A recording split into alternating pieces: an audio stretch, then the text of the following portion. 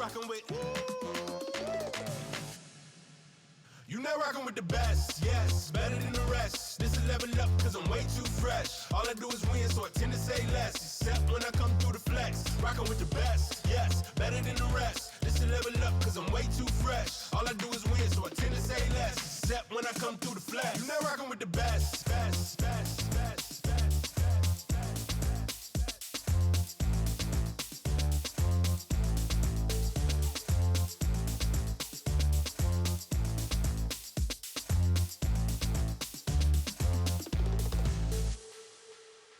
I'ma show and prove, yeah, I got moves. Everything I do, gotta put it in the news. Looking at a king now, I don't ever lose. I just shut it down anytime I'm in the mood. You not rockin' with the best, yes, better than the rest. This is level up, cause I'm way too fresh. All I do is win, so I tend to say less. Except when I come through the flex. Rockin' with the best, yes, better than the rest. This is level up, cause I'm way too fresh. All I do is win, so I tend to say less. Except when I come through the flex. Yeah. Bang. Boom. Let 'em know. Who you rockin' with? Who you rockin' with? Who you rockin' with? Way too high. Just can't stop. Way too high. Just can't stop. Way too high. Just can't stop. Way too high. Come through like boom pow. All I ever hear is ooh wow. Turn your neighborhood into a boom town. Next stop headed to the moon now. Ooh wow. Got wins by the boatload, way too high. I need a couple more cause I just can't stop. Put the ball in my hands, watch I'ma make it pop. Guaranteed every time I hear the beat drop like way too high. Just can't stop. Way too high. Just can't stop. Way too high. Just can't stop. Way too high. Just can't stop.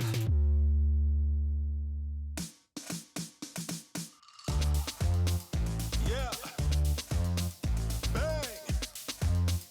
Boom. Let 'em know. Who you rockin' with? Who you rockin' with? Who you rockin' with?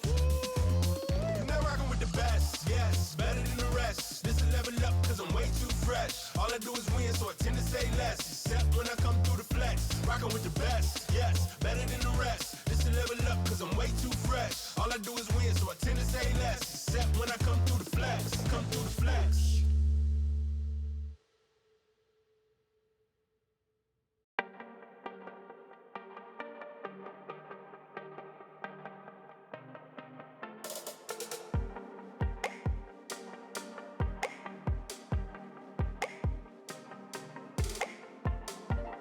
Hear that sound, the scene of the stars, song of the sky.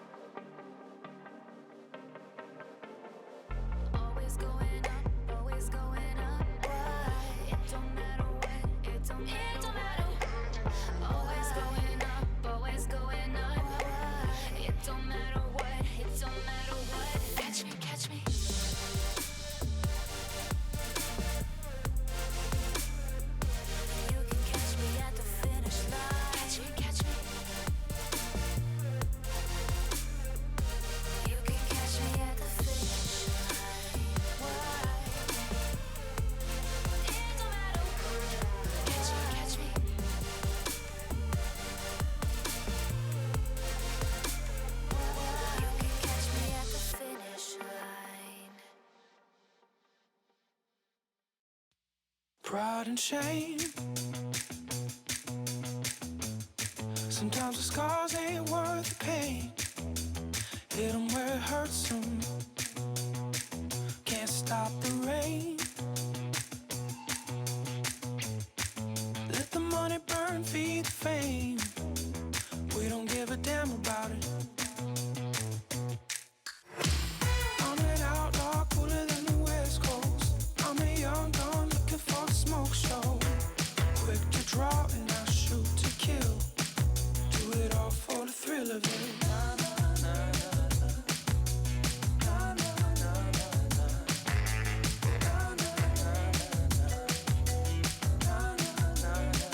There she goes again. Pretty eye coming from the other side, looking for sin. And I'm bringing out the devil in her. I'm an outlaw, cooler than the West Coast. I'm a young gun looking for a smoke show. Quick to draw and I shoot to kill. Do it all for the thrill of it. I'm an outlaw, glad it's on the East Coast. I'm a free bird looking for my next show. Quick to draw and I shoot to kill. Do it all for the thrill of it.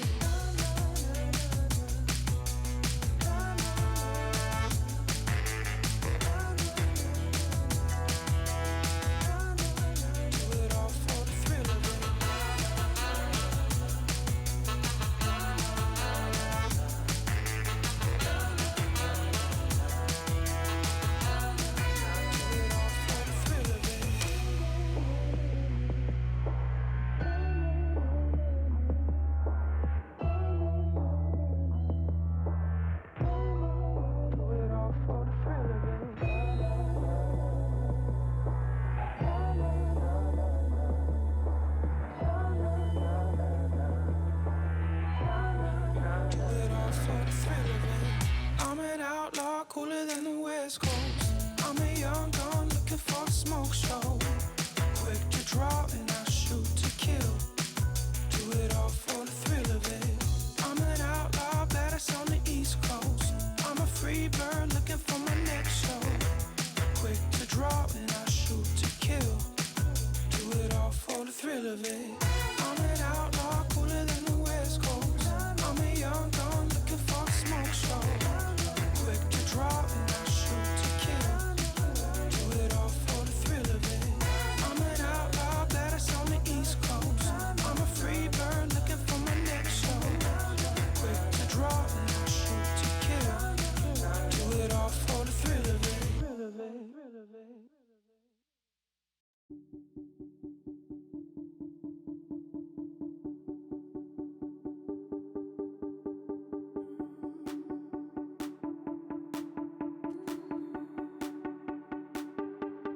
Crazy hearts, wild and free. We're gonna live forever, you and me. We found love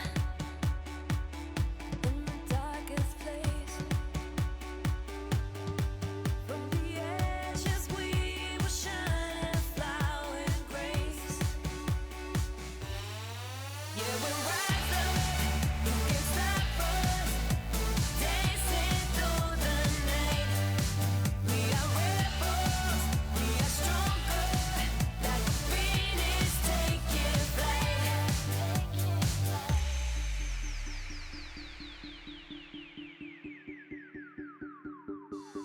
Watch us soar across the sky. Like 1,000 stars on fire, shining bright. Feel the power, like dynamite. Nobody can break us, you and I. Yeah, we're right.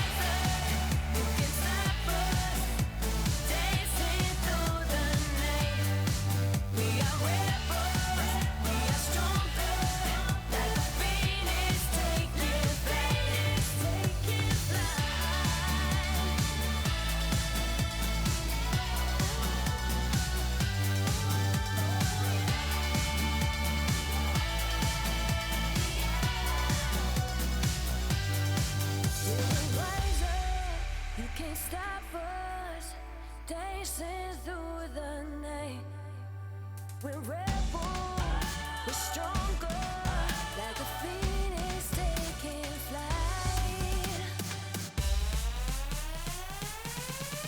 Yeah, we're rising, who can stop us?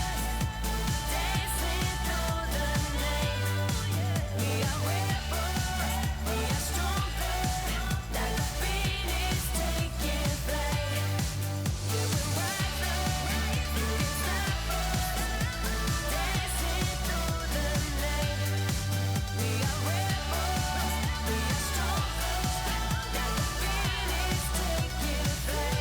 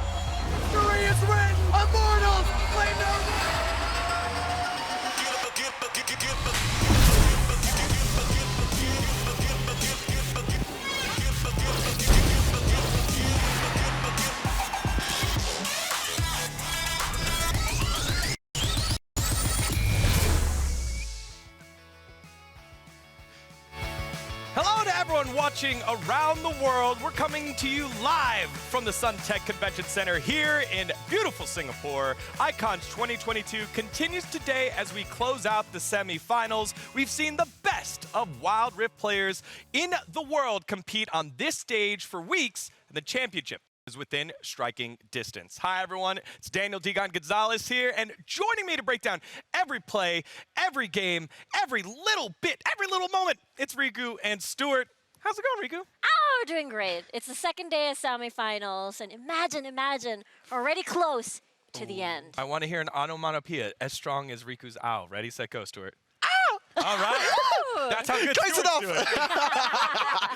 I tried to get it right. The tone as well. I tried to get it right. You got it, That was you good. got That it, was you good. got it. Well, I'm glad you're doing well. I can get those tones, and just like the tones are going to hit, it's going to be some sweet music happening today on stage. Yesterday, we saw Nova take down the previously unbeaten Fun Plus Phoenix in our first semifinals match, which was a huge, huge upset. The first Yeah. loss here for Fun Plus Phoenix. What are your big takeaways? It's crazy, right? Because this is Nova taking down the #1 seed from the WRRL. That's FPX. And look at them now, being able to get 3-1 against FPX yesterday. And I feel like the biggest takeaway from that is it's not a sole lone player show anymore. Like yesterday, we thought it was going to be the long show, but it's not. If you want to win this semifinals, if you want to take it to the grand finals, you have to operate as a cohesive unit. Because what we notice now, 5K gold leads, 5K gold deficits isn't enough. You have to win the big 5v5s, especially, I feel like today, it will all boil down to the big 5v5s at Elder Drake. That's what I'm going to see The big Elder Drakes. Yeah, my biggest takeaway is kind of follow on from Riku's one. I think, it's not really the long show with Nova anymore. I want to focus on Yusei and Nyan in the mid lane. Both of them stepped up huge yesterday. Nyan with the Corki packages was absolutely massive, and Yusei in our last game as well on that Camille was legendary. These two players, speaking of Nyan, this is a sub coming in for Nova as well. Hasn't played with Nova at all, played another team beforehand during the WRL, comes in as a substitute. Yeah. During the play-in, group stage, he was okay. He was, it's kind of settling in. But now we saw, and yesterday we saw, he stepped up big time. Definitely. Again, I had the opportunity to chat with Yami in the post-game interview, and I thought he had a great game, and he said, no, it was my Baron laner, Iza, playing out of his mind and made it very easy to play the game. So, again, Iza coming into form here for this Nova squad that looks dominant as they took down the #1 seed in the WRL yesterday in FPX. And there was only one analyst that was on the point there with those predictions yesterday, as we could see our analyst, Riku, who had the prediction correct. And Riku was hyping it up on every kill, every move, all the dance moves. It's not gonna charge. It's not going to charge. It's not going to charge. It's not gonna charge. Yeah. It's going to charge. It's not going to charge. Yes. It's like, yes, I get to draw on their faces. Yes. If this is how you were yesterday, imagine what you're going to be like today with my Team gosh, Flash. It's Team going to Flash. be a whole nother level. We're going to be stepping up. Yeah.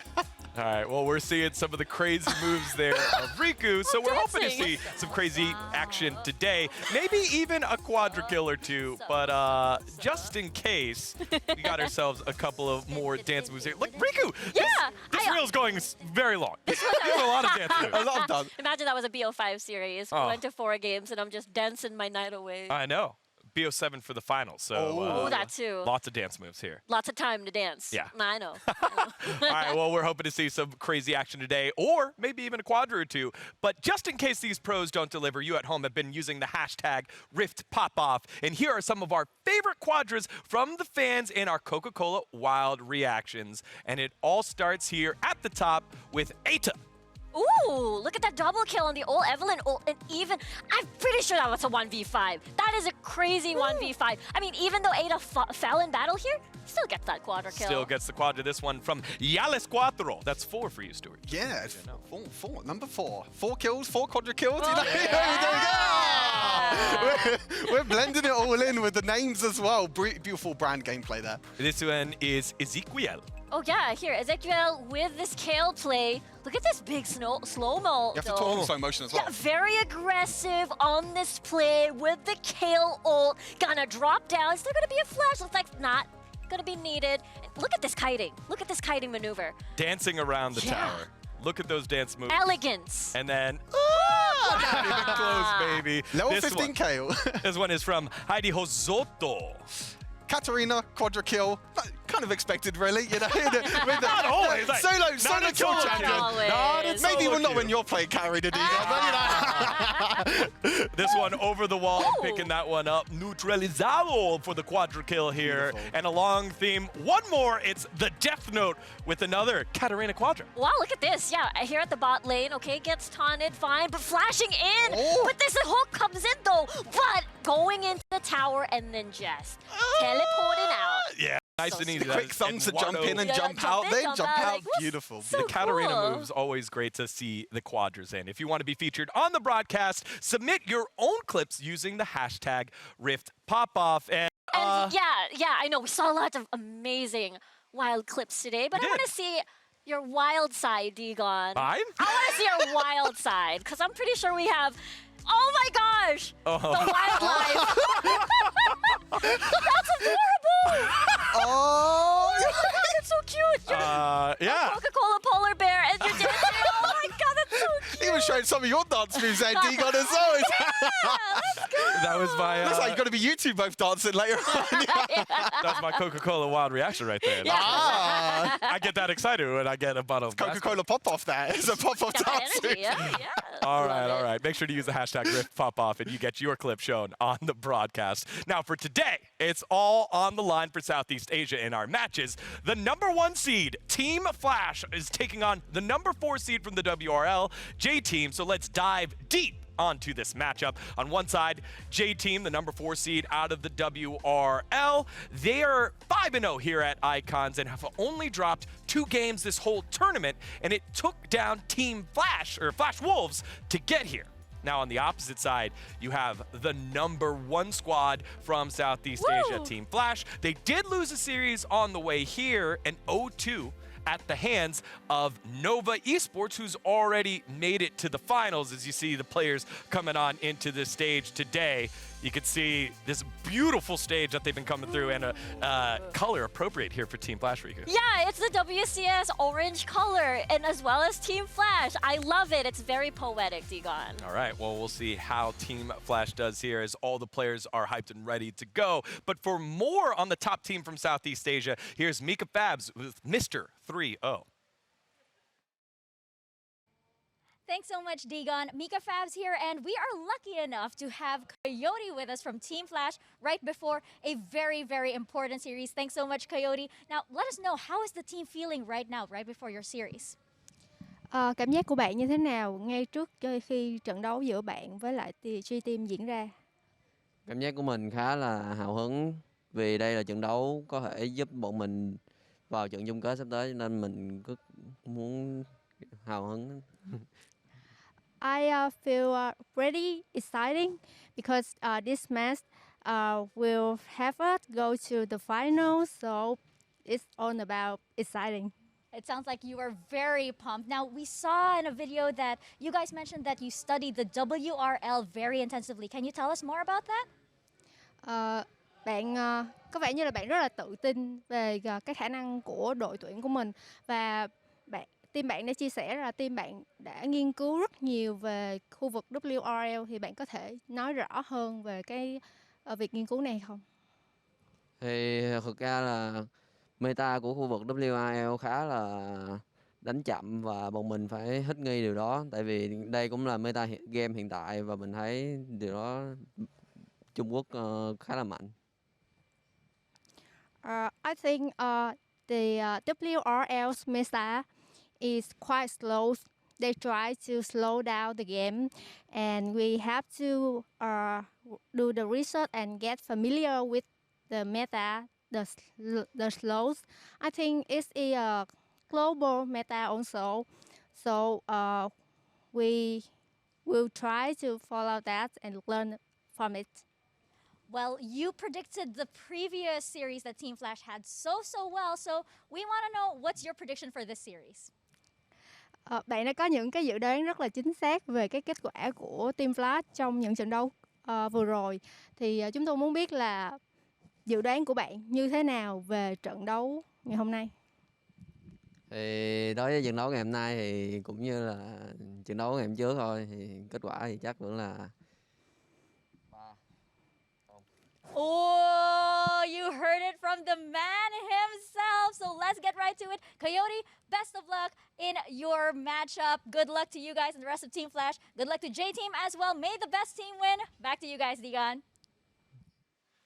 Thank you very much, Mika. And Mika being fair to everyone, good luck to all the teams, but Coyote saying there's only one team that's going home undefeated here. That's so good. You gotta love the confidence of That's the Coyote. I mean, confidence, yeah. understandable. They took down JDG 3-0. Even during the series was progressing, they're like, yeah, Coyote's like this. Very confident. And this again against J-Team. Yeah. I love it. I want to see what's happening next. It's so crazy. I love it. I love his confidence. I love how coming into this, Team Flash, I think, during the group stage, maybe they weren't as strong as maybe what people were thinking coming into Icons, but now they've stepped it up in the knockouts as well. 3-0 JDG. Maybe a repeat today. Who knows, And one thing that I liked that he said, right, because obviously he's bringing the swagger, he's bringing the confidence, but he said in research, they play slow. And more specifically, they like finding ways to slowing down the game. And so that is Coyote's read on it. So I wanted to get your guys' read on this matchup. What are you expecting from this one, Riku? Honestly, I mean, yes, they were slow. I mean, I saw when we saw the Team Flash versus Nova Esports matchup, it feels like they were trying to match the slow pace and see how they can play from there. I feel like this time around, though, I feel like this matchup is going to be aggression versus aggression. But not 100% aggression because we're looking at different points of the map. When we look at Team Flash, most of the aggression will come from the top half of the map, which is Coyote, Zissou, and Shy. It's quite the opposite for J-Team, though, especially recently. When DY and Barry are going to be making 2v2 aggressive plays, and that's how they're going to get the lead. That's how they're going to transition to the mid-game and fight 5v5s and basically rely on, again, getting the lead in the early game for that 2v2. Definitely. And remember, in their series against Flash Wolves, the focus by Flash Wolves was clearly around Bruce, who moved down to the Dragon lane. And J-Team were like, okay, we see that. You guys are talking a lot about Cherry. You're talking a lot about Pan. Surprise, Barry and DY will go straight at your strength and beat you with it. Stuart, what are you looking for in this matchup? For me, I want to talk about Team Flash's comebacks. I think their comebacks versus JDG, they were behind in every single game at like the 4 and 8 minute mark, but they showed, kind of like what you said at the start of the day, you can see the goal graphs here as well. You can see all the early game deficits that they've had, but then you can see it. It's just like a sudden swing right at the end. That's all it is. That is so cool. And yeah, you're just back. They're just back in it. And I think it's kind of back to your point. It's like when you get to a point of the game where champions have items, players have a few items. You get to that Elder Dragon point. You feel like anyone can win. The better team fight team wins. And the crazy thing is that Team Flash showed that they're a team fighting team as well. They can take down the Chinese the 2 seed JDG. But now with J-Team, I feel like, J-Team against Flash Wolves, they did really well at getting the early leads and actually controlling the map really, really well. And that's something that JDG, I think, struggled a little bit with. So into this, I think that Team Flash might have a little bit more of a struggle. They might need to come back even more than last time. Yeah, we'll have to see if the Zissou effect is like that, where the gold graph just boom, or if they're going to find different ways to win. Now let's pretend to be coach here and specifically look on one team's win conditions. So let's start with you, Riku, for J-Team. The best part about J-Team is Pan carry, Barry carry, Cherry very scary. Honestly, that is the dynamic of the team. Anyone can play the carry. And because of that, it can confuse the draft. It can basically put resources on one single person. And in this case, it is Barry on that Draven. While he didn't get any kills at the early game during the laning phase, he's able to get a lot of gold rather, and then transition that to these fights up against Flash Wolves. And I feel like that's the reason why Flash Wolves operated in, Bruce lane. But this time around, Team Flash, I feel like they're gonna have a difficult time against this multi-carry team from J-Team. Stuart, how about you? Yeah, for sure. I mean, for me, it's all about the early leads. As I mentioned already, for J-Team, I think in the bot side as well, as we see the stats for Pan and Berry, I think Pan and Berry have been two of the standout players for sure in J-Team, with Cherry right behind as well. But Cherry's not really been like a carry, played Wukong quite a few times. It's really been Pan and Berry, the ones that have been stepping up. As I said, though, in terms of the bot side, Flash Wolves, against Flash Wolves, Berry and DY in the bot side, they showed that they can play the aggressive champions. Draven and Thresh, one of the games that they played, Berry, I think, ended the game 6-1 and I think it was 10 or something like that, 10 assists. Crazy performance on the Draven as well. But at the same time, it shows that he can play a supportive style, play the center, play a Vayne as well. These different champions that they're bringing out as well. So that bot side of the map, if they can get an advantage against Ellie and Empty, in the bot side, then they do have an advantage. And I feel like that could be where J-Team can come out on top. All right. Well, I think for J-Team, for me, it's, as you said, you've got Barry that can carry, Cherry that can carry, Pan that can carry. Yeah. You just need to stick to one game plan per draft. We've seen teams get caught in the middle of drafts having, kind of like top lane focused resources, then bottom lane focused resources, or power picks are up, and then they're left with nothing. So if you try to have Barry carry and Cherry carry, all of a sudden things get hairy because you don't know who's the AD carry. I love it! Speaking of AD carry, for example, in a draft, map, you see a Lucian. You don't know where that's gonna go. Is that Pans? Is that Berries? Is that Dawns? Right. Honestly, it's just so good. The dynamic of this team. Everyone can be a carry. Okay, all right. Thank you, Riku, for putting the button on that one. All right, let's take a look on the opposite side as we look at the roster here for Team Flash. There's Coyote stats right there. You can see the whole roster come on up because we're going to play coach for the opposite side now. Team Flash, this is the #1 seed. Probably the team with the most potential still left on the table coming into the quarterfinals because they weren't living up to the hype. And then bam, right on the spot, Shy, Zissou, Coyote, Ellie, and Empty. Empty looking like fully because he showed up here. Stuart, what do you do to get the most out of this roster to get the win? I think, like you mentioned a little bit about the drafts, I think getting Zissou and Coyote on these comforts, you know, Coyote on the J, Zissou on the Jax as well, they showed up absolutely huge against JDG. You know, when you got into the late game, when the Jace got a few items, when the Jax got a few items as well, they were stepping up absolutely huge, and they stepped up to the kind of the slow play style of what, you know, like Coyote said, the WRL play style is, you know, play slow, play for the team fights. But Team Flash are like, okay, we'll match you in that slow play style. We'll play these late game champions, and we'll match you in the team fights as well. And they, even though they had the early game deficits in terms of gold, they came back, they stuck together, they trusted each other as a team as well, and they were able to come up with the victory. So yeah, getting them on comforts will be huge. Riku? And for me, it has to be, again, going back to the Nova versus Team Flash matchup, them matching the slow paced, not for them.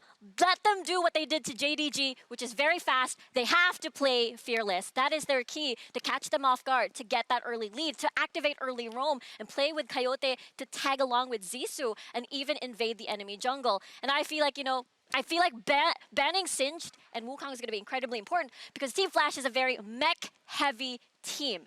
They love their mech check champions, they love the style, and Singed and Wukong prevents you from doing that because of how defensive and how they have the mega adhesive glue just put you in place. Stick No 'em down. playmaking champions will play this time. Can't move, can't play the game. For me, it's going to be, what is Shy going to do? What is Shy going to do when Shen is banned? Because he stepped up on the Shen, multiple taunt flashes, ults right at the correct time, but then what is his answer now once it gets taken away? Because that really did not get challenged in the series with JDG until it was too late. So I'm very excited to see what Team Flash bring to it. Again, a little bit of draft-focused Degon here. Because I think both these teams Coach are so Degon. talented. So we'll see. good. We'll see. All right, here we go. Prediction time. Put your money where your mouth is. Who you got? Let's start with you, Riku. Oh my god. Okay, Team Flash for me. Ooh! Sure. Oh, I'm more surprised that Degon's gone for Team Flash as well. I think. Wow. Okay, so go ahead, go first, because you're the analyst. I'm. not Okay, support. for me, I think J Hands. Team. I think one. The hands?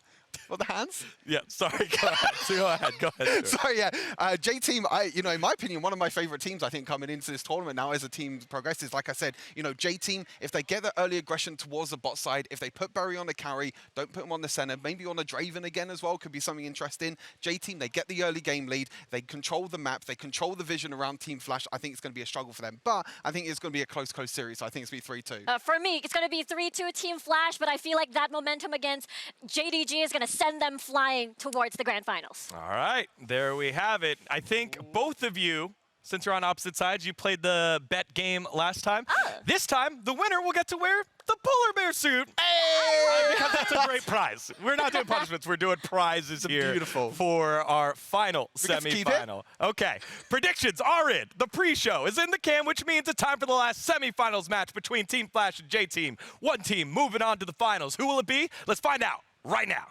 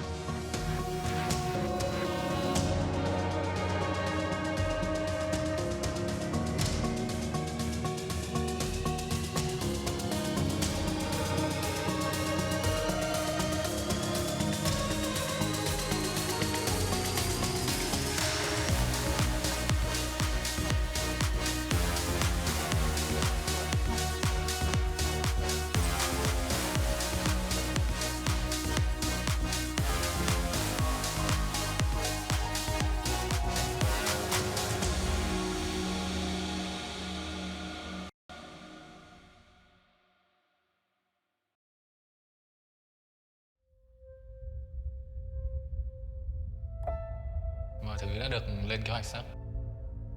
Như Trung Quốc thì là một khu vực mạnh nên là bọn em có nghiên cứu rất là nhiều.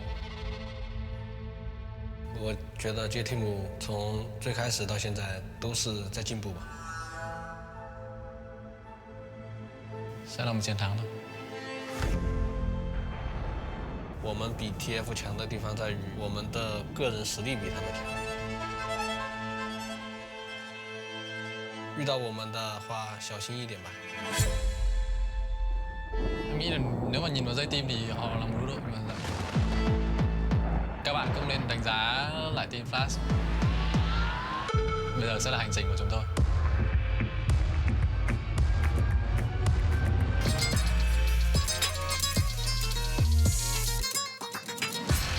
Tình cảm cũng như là sự tin tưởng khăng khít hoàn toàn từ trước đến giờ khá là cao, như là đó là điểm mạnh của đội của em. Trong những ngày chờ đợi này thì J Team nên cố gắng hết sức mình và nghiên cứu lại của mình thật kỹ, không thì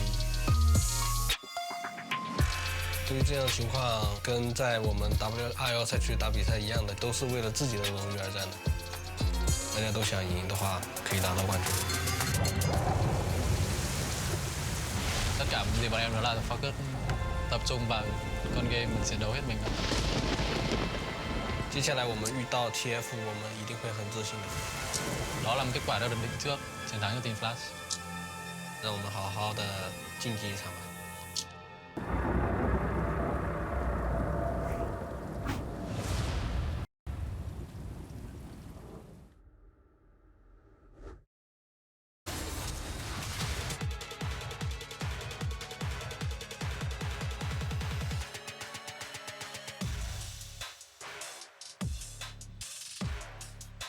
One more spot in the grand finals of the Icon Global Championship up for grabs, and will it be the WCS Superstars Team Flash or the WRL's Cinderella Story J Team? If you look at these two teams on paper, Grandin, there is a bit of a mismatch here. The #1 seed coming in from the WCS, Southeast Asia's lost hope here. Vietnam's pride, Team Flash walking on the stage right now. Whereas on the other hand, you have J Team. They had a pretty great regular season in the WRL, and that's no easy task at all. Had a bit of a slump in playoffs, ended up being the 5th seed. But still, what an improvement, what a comeback story from J Team now, seeded already into the semifinals at the very least. 1BO5 stands in their way from a match against Nova in a best of 7 in the grand finals to be the best team in the world in Season 1 of Wild Rift Esports. I have to say, very excited for this one to go down. Both teams are looking very confident going into this match. Both teams looking very confident, both teams sounding very confident. You heard the words coming out from Team Flash as well as J Team earlier on today. And I feel like, I'm going to be honest with you, Team Flash, they sounded a bit more confident. They sounded like they had a bit more guts behind what they were saying. Sure, that's what you would say. I'm very biased. No, but jokes aside, both of these teams have a lot to be confident about. Both of these teams have done their preparation, have improved a ton over the course of Icons as well. And I feel like this is it, right? This is the stage for you to show what you've got. And there's no time for rest now. Yeah. We get in the picks and bans. Team Flash will start things off on the blue side, a side that has been heavily favored by most teams in the competition. Yeah, analysts, please pull up the win rate stat for blue side because I'm pretty sure at least in playoffs, it's something like 80% win rate for blue side. That's because on red side, there's so many things you have to ban. Senna's gotta be banned away. Yumi's gotta be banned away. And that just really leaves you with nothing left, really. J Team, I think their response coming in here strong. Something that mentioned on the analyst desk, Yes. the Shen removal. Right, Good job, get analyst. away from Shine. Yeah, Shy has had a huge impact on that, but part of the reason behind the Shan ban as well is it enables Zizou too well playing Kha'Zix, whether he plays Lee Sin, whether he plays Jax. Having Shy being able to get in on top of him anywhere, anytime, any fight, it's really just too strong. Team Flash, on the other hand, will get rid of the Singe and the Camille, both picks, something they've played for a lot in the past, instead deciding they don't want to allow that to J Team. We've seen a lot of Karma rise up in priority. And I think what's great about Team Flash's evolution across the course of Icons as well, as you see them at the start of Icons, seem kind of like the WRL team. They were trying to copy the styles, trying to copy the picks, but they really came back into their own as the WCS team. The bans here really signal that as well. You're banning away some of the WRL J Team's strongest picks, and that leaves up the big question, what are Team Flash gonna play here? Are picks like Lucian, Jace gonna come true for them? And so fun to watch as well. Stuart raised this Well, earlier Jace in is the gone. AD. JT might wear. 8 minutes, you see Team Flash flip the game around its head. Yeah. You know, they were behind 4,000 in gold, and they start to slowly inch back, and then suddenly the gold flips back in their favor, and they close the game out from there. Nice. They get some scaling going in. They get to go into the mid to late game. They start to win. Yeah, Team Flash have the moment in the game where they power spike, they go hard, and Zissou and the boys just run in. Right now, you see the center first pick coming in from Team Flash. That's gonna already set up yet again for Zissou and the boys. The name of the team comp. That's what we're gonna be calling it here today. But J-Team, of course, they have an answer prepared. Very strong answers at that. Because of the Jace ban on red side, because of the Shan ban on red side, all these power picks you usually see banned. Senna, Karma, all left up, all grabbed up. Goes over to J-Team side, but Team Flash also have a couple options up on their end. Of course, the Nasus is something that has been played extensively with the Senna and the bot side. Can do quite well, especially when you're trying to go a hyper carry composition on the opposing team. The Wither really can shut you down. Yeah, there's some big questions for Team Flash to answer right now. The next two picks will start to show us what they want to do in the draft. Here we There go. we go. It's not going to be late game. It's not going to be scaling. It's not going to be Jax. But if you keep in mind, Zissou's Lee Sin was pretty incredible as well. I think in one of the highlight videos, we saw him get something along the lines of 20 kills in a game on Lee Sin in a Wild Rift competitive match. It's not really something that should be happening at all. That was the focus for Team Flash, right? Riku said it best. Team Flash, they play towards the top side. J-Team, you have this bot side that's making things happen. Both sides do well. They're playing out here. Team Flash, go over the Nasus pick. Yeah, I kind of expected MD to have a bit more of a burden to play an engager, play an initiator, something like the Gragas comes to mind. But playing a very strong stat check champion, Senna Nasus, signals right away Team Flash are sticking to their usual identity. Bot side is not our focus. You guys stay down there, heal up, shield up, sustain, skill. We're going to be playing around top side. We're going to be playing around Shy and Coyote. I think that's my favorite AR, by the way. Nasus? I didn't actually see it. You didn't see it? I was He was lost like... in your eyes, Brandon. Okay, all right, fair enough. Well, who come for JT? Wukong coming in from J-Team, just a very stable pick all around. It's a very cherry pick. I think you call back to one of the things that J-Team have said as well is, well, what does Cherry like to do, right? They likes to sacrifice some tempo to play for our team, play for our laners. Wukong is one of those great champions at doing that. Riku always points out as well, Wukong is so good against the Lee Sin because when he tries to jump in, you just stand on the spot, you spin, you knock him up, you cancel his animation. It can be so effective when J-Team have such a high damage comp to burst you out. Both teams now, the approaches in draft, Team Flash banning away support pick options for DY, engage options for DY, but J-Team banning away solo lane carry options for Coyote and Shy. I love the Zed ban, I love the Renekton ban. Hopefully Team Flash still have a couple options. This is a best of 5 now, until we start to see what happens when your champion pool is red, when your opponent understands what you want to try and go for. The Zed and Renekton, very specific to Team Flash's best strengths. Yeah. These two picks also really just give you such a good ability to attack the top half of the map. With them removed, I'm quite curious what the options are left for Team Flash. Maybe a Garen for Shy? Oh, that's what I was gonna say. Do you Team Flash remember classic. when in the WCS when Team Flash went into this series against BRU, against Flash Wolves, and they pulled out the Ashe when you think that they've been red, you think they understand them. They play the Garen, they play the Ashe, so much control in the mid lane. I think Garen might be a real possibility here as well. They need a front line right now because your comp is basically double marksman. At the same time though, you are kind of lacking damage. That solves that problem. You've If got you're lacking damage. You've got damage. It's going to be a very difficult game for Akali though, I'll be honest with you here. You're diving into Karma who can reveal you with a dagger, AoE shielding, Wukong spinning, Riven stunning, knocking you up. There's just so little space for Shy to play with, but if anyone can do it, this guy's a mechanical prodigy. I think he can do it.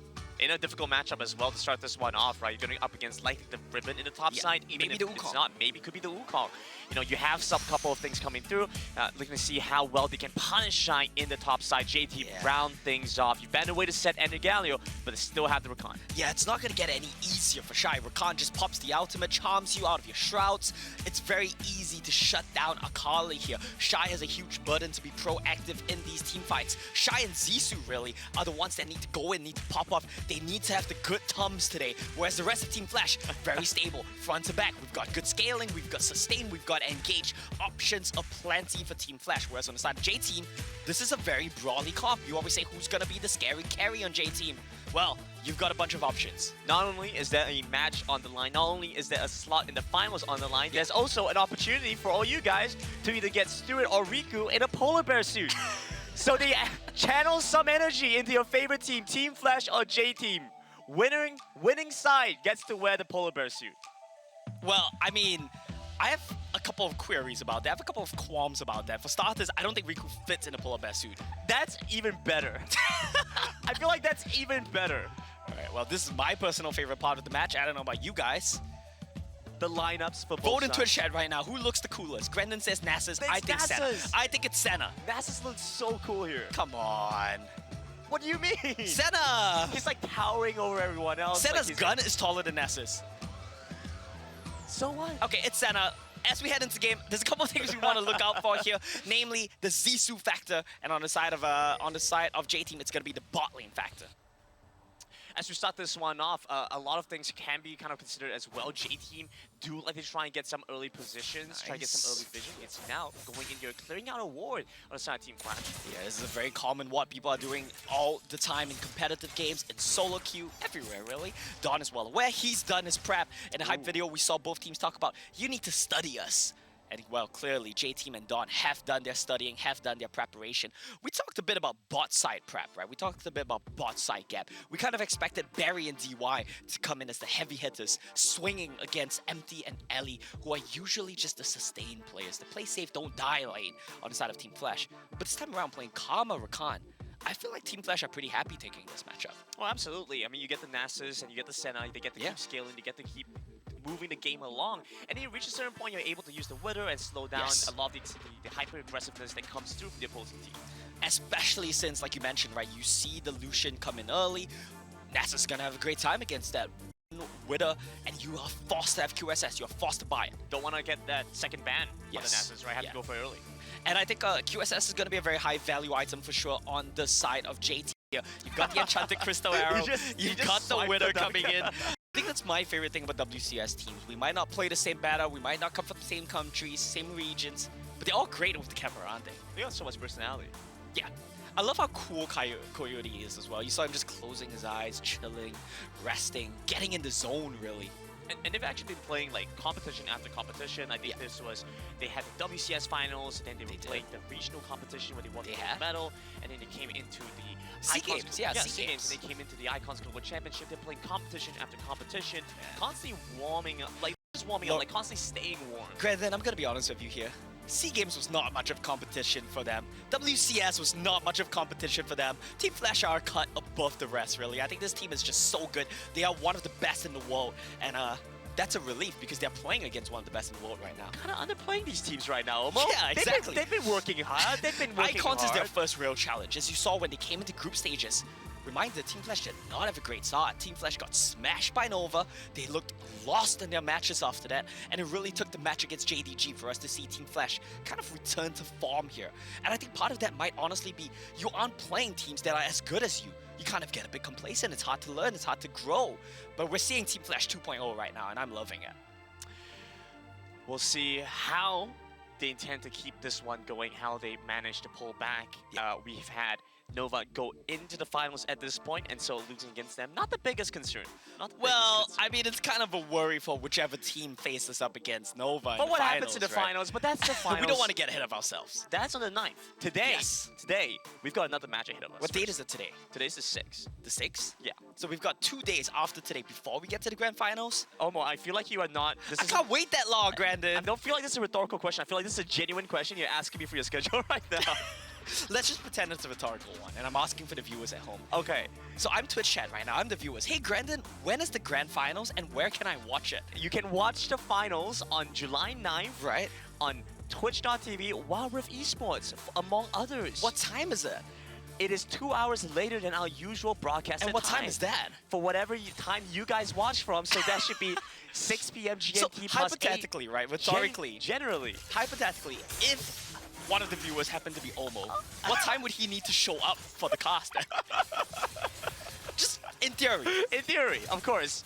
Well, an amazing start here from Team Flash. Take the flash away it from though? Dawn in the top side. We were having a good time chatting, and I feel like Dawn just ran in 1v2 and stopped our conversation. It was kind of rude of you there, Dawn.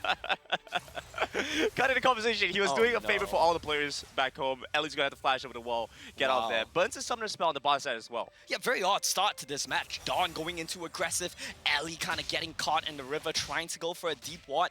Credits to J-Team, it's their aggressive warding line, which spotted Ellie out, and now Flash is already blown. Exactly where you would want them to be for both of these sides. Team Flash get a lead top side, J-Team get a lead bot side. We'll have to see how much that actually comes into play, of course, when without the flash on the center, a lot more vulnerability, especially against the Rakan. Yeah. Let's talk a little bit about what was happening there, why Coyote and Shy were rotating around together. I'm going to save that just for a second, because I think both sides trading for the Scuttle Crab. got it? Who got Takes it? a good amount of damage, has to flash away now. A bit more damage onto Coyote. Coyote starts to move back with the barrier. Forced under turret with the wave stacked against him. Granted, we call that as a woof here. You burn 2 flashes on the side of J-Team, you get the Scuttle Crab for yourself, and you only lose a Zisu's flash. The problem now is Team Flash's bot lane looking a little bit low on health. Cherry is coming. The Hawkshot sees this. Cherry running down, but Ellie without much HP to play, No so songs. has to start channeling the recall. Barry trying to get in. They're trying to block the recall, but Oh, it they didn't goes do through. it! Empty is standing right beside him, checking Cherry, checking Wow. DY and Barry, stopping them, keeping them off the turret. The stars align here for Team Flash, and the best part of that is Cherry has not eaten a jungle camp for the last minute. He failed to get the Scuttle Crab that was smited away by Zissou. Cherry tried to go for the bot dive. He flashed on mid lane. So many actions taken, so many moves used, so much tempo lost to get nothing. And Zissou's gonna have a great lead off that. Okay, so let's go back to the thing that I had to put off while we were I explaining kind of all don't that. wanna. The moves from Coyote They're gonna and fight Shine again. to go in the mid lane and then go to the top side. Yes, well, they just want to push the waves together. They want to avoid the 1v1 matchup early on. Look at this, though. Arrow lands on No Dawn. damage, Remember, he used his flash earlier on Zissou with a perfectly timed kick to get first blood in the semifinals. See, granted, I consider myself a pretty good player. I consider my mechanics pretty good. I know damage numbers, you know? And I looked at that situation and I thought, you Damage lumbers, like the wood. know, damage numbers, granted. And I thought they don't have enough damage to kill Dawn, especially with DY there. But Team Flash just played it perfectly. The Rakan knocked up. Nobody. He couldn't hit anybody because Team Flash, Shy, and Zissou, the ones that need to have the good thumbs today, just timed their spell so well to dodge everything, kick DY into Dawn. Perfect execution from Team Flash, and that's how you would love to see them start it off. Coyote playing the map, Zissou and Shy playing the mechanics. Ellie also looking for a little bit of damage onto Barry. They have empty buy as well. Unfortunately, I don't think this amounts into too much, but at least J-Team, I think, lose some tempo and pressure off this. I kind of love that Barry's Oh, wow. just 1v2ing them and winning right now. Transcendent Embrace onto Ellie. An auto attack away from a solo kill onto Ellie, but Barry now without mana and without much chances. Arrow comes through, manages to hold DY in place, but will be able to stop the kill from coming across. Ignite down onto Ellie, an auto attack difference, and Ellie goes down a 1-for-1 trade in the bot side. But we call that a worth play yet again. It's Zissou that gets a second kill in exchange for DY getting a kill of his own. That's definitely a trade that you take. The best part of this whole scenario is DY might not have his quickness in time for a pre-Dragon skirmish. Especially with a minute, less than a minute away to Dragon and Rift House and Inferno Drake. We know how Team Flash like to play these games out. They love it. Scaling is the name of the game, and Inferno definitely helps them get there. Scaling is the name of the game, but Team Flash is also a team that plays so very well with tempo, which they now have. They've been getting the kills, they've been getting the pick. Coyote has hit 2 out of 2 Enchanted Crystal Arrows that he's fired already this game. His third is going to be off cooldown soon. Are they going to look for a play here? Hullbreaker is up from Pan. That results in him going to the Dragon lane, putting some pressure down there. But I don't really think J-Team can find any play. Very interesting setup here by J-Team with 4 members moving towards the bot side. Dawn also looking for the recall, trying to join in with the team, whichever side they want to try and go for. Zissou skirts around the Scuttle Crab.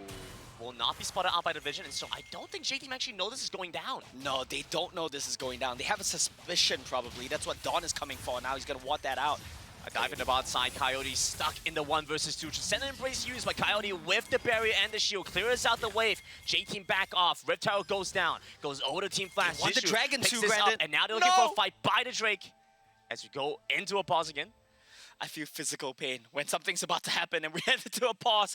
But let's keep track of what's going on right now, because a lot of things have happened in the last couple of minutes. Coyote fired his third arrow. I'm going to need you to keep track of that, Brandon. He's 2 for 3 right now. Still pretty good.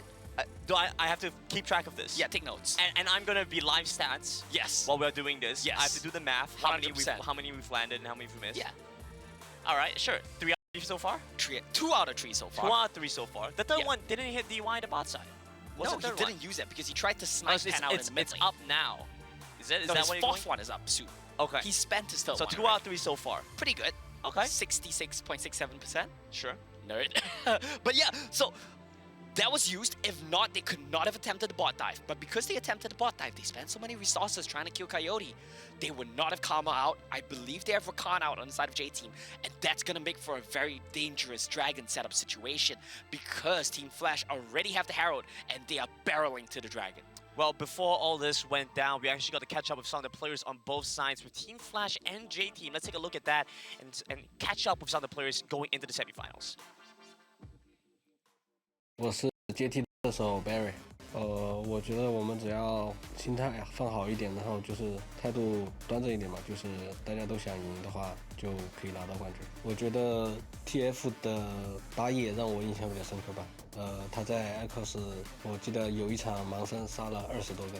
我觉得我们的打野更团队一点，然后操作也不会差。我觉得 J-Team 从最开始到现在都是在进步吧。接下来我们遇到 TF 的话，我们会很自信的。对于这样的情况，就是想着跟在我们 WRL 赛区打比赛一样的，就是肯定是都是为了自己的荣誉而战的。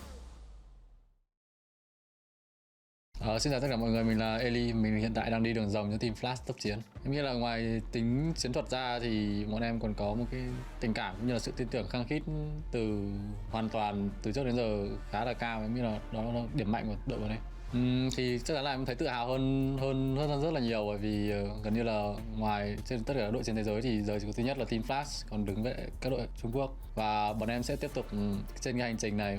Thì các đội tuyển Trung Quốc có lối đánh khá là giống nhau nên là em nghĩ là đó là một cái lợi thế mà bọn em có thể nghiên cứu trước cũng như là xoáy sâu vào để bọn em tiếp tục trên cái hành trình chinh phục thế giới. Như ở vị trí của em thì em thấy những đội tuyển Trung Quốc cũng có thể là bị đánh bại và họ đều là con người thôi, còn như khác thì em không biết.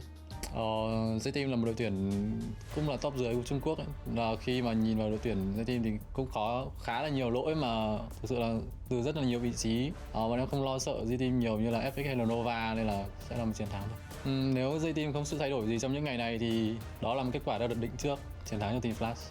Không phải có áp lực gì cả, bọn em đã làm hết sức mình rồi. Tất cả những gì bọn em đó là focus tập trung vào con game và chiến đấu hết mình thôi. Các bạn cũng nên đánh giá lại team Flash, bây giờ sẽ là hành trình của chúng tôi.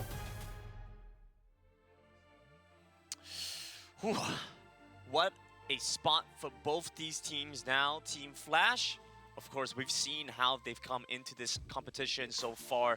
They've had some tough moments, but they've bounced back in the quarterfinals. J-Team, they've had a Cinderella story to get here in the first place in the WRL qualifying there.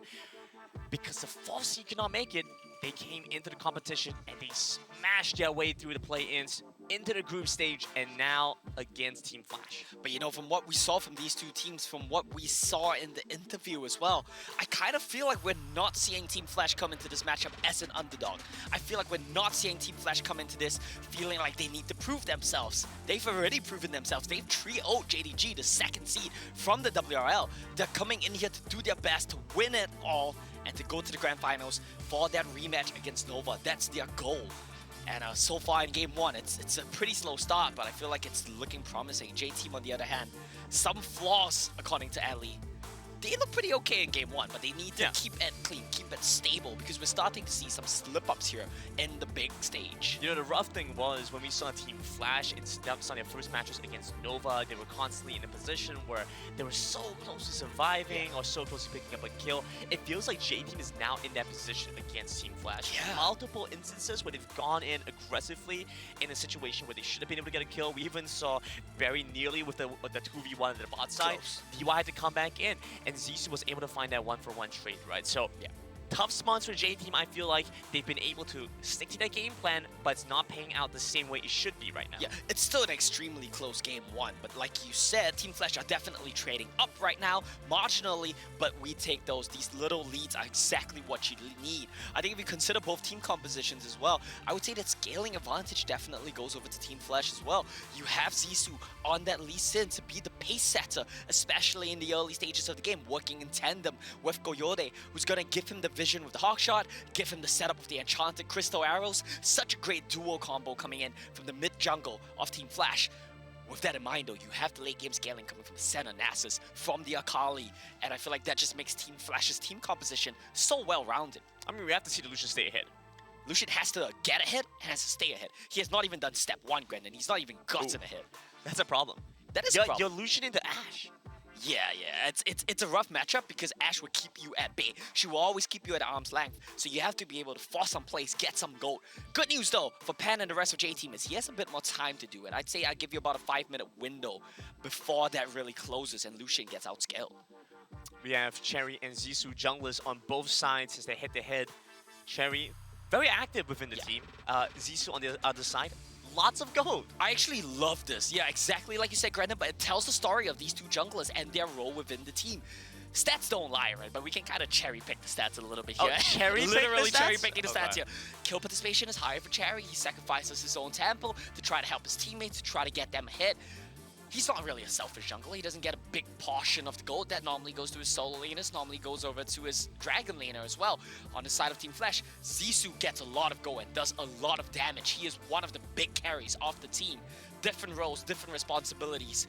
Which one's going to work out better here? Frankly, that was the start that we saw here from Cherry as well, right? He Yeah, spent a pretty much. very long time trying to rotate around the map, trying to establish pressure for the top side for Dawn, for the bot side with Barry, and as a result, Zissou was farming far above what we saw from Cherry. I think if you consider the moves taken by Cherry in the early game, you can't really criticize any of them as being wrong or bad.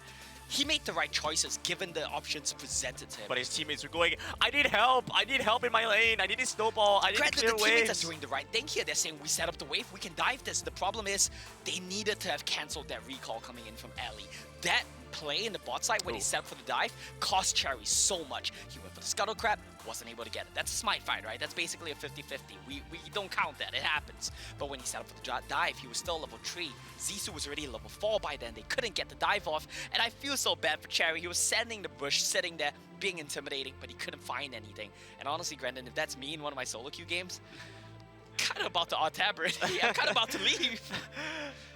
Thankfully, it is not you. Yeah, thankfully they've got better mentals than me. And Cherry has a better Thankfully he has better teammates like mental game. Pon, Barry, DY, you know? Dawn. Aw, that's cute. See, the last time Coyote did that, it was very intimidating. It was very scary. Today it was kind of cute. Yeah, it really was. We have our overall highest KDAs in competition so far. Barry, DY, and Pan, top 3. All from J-Team. Yeah. Very impressive stuff. And Konofi sneaks in there with the 8 KDA. That's just because you got that one pentakill.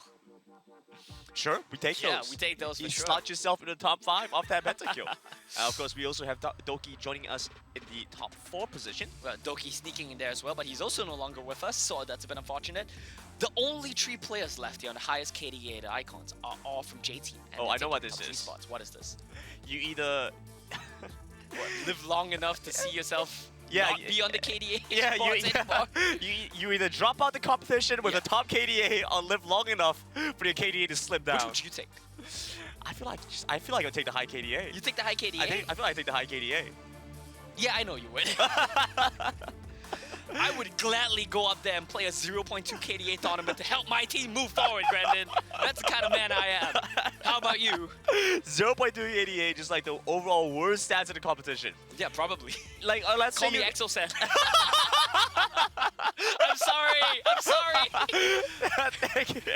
We're back in the game, thankfully, but so much is going on right away. Dragon's gonna go down. He goes over to Team Flash. They pick it up so quickly. They get the Rift Herald. They go for the Dragon. First pick up down, and Cherry goes down with it. 2 dead on the side of J-Team. Team Flash got the Dragon as well. Zissou got in and managed to steal it away. I know I said that, Omo. I didn't even notice that. I'm going to be perfectly honest with you here, Grandin. And once again, Team Flash trading up big time on the map. 2 for 1 kills. We get mid turret, you get top turret.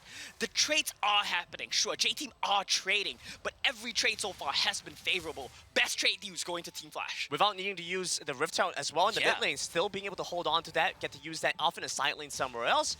And we're also seeing now Pan coming in here with the Howlbreaker, so we're starting to move into the next phase of the game where the macro starts to come into play a little bit more. Let's take a look at that replay again. All right, so the setup exactly what we talked about. Barry and DY are already so low, no ultis available. I want to see how Zissou flash gets in. this. He flashes, hits the Sonic Wave, flies mid-air, and smites it while flying mid-air. Yeah, Zissou, that's a little bit too clean, isn't it? That's a little bit too clean. He flashes, throws the Q not at the dragon, but at one of the targets outside the pit that he knows he'll hit, and while flying, fades away, drive-by, smite steals. If I'm Cherry after that one, my mental is really going to the sky, I swear. It didn't work at the bot side. Now I'm trying to go for Dragon. I can't even get the Scuttle Crab. Let me have the Dragon, man. Doesn't get to work that way. Team Flash get one more condition for their late game, for their scaling. J-Team need to put the pressure, put the heat on against Team Flash.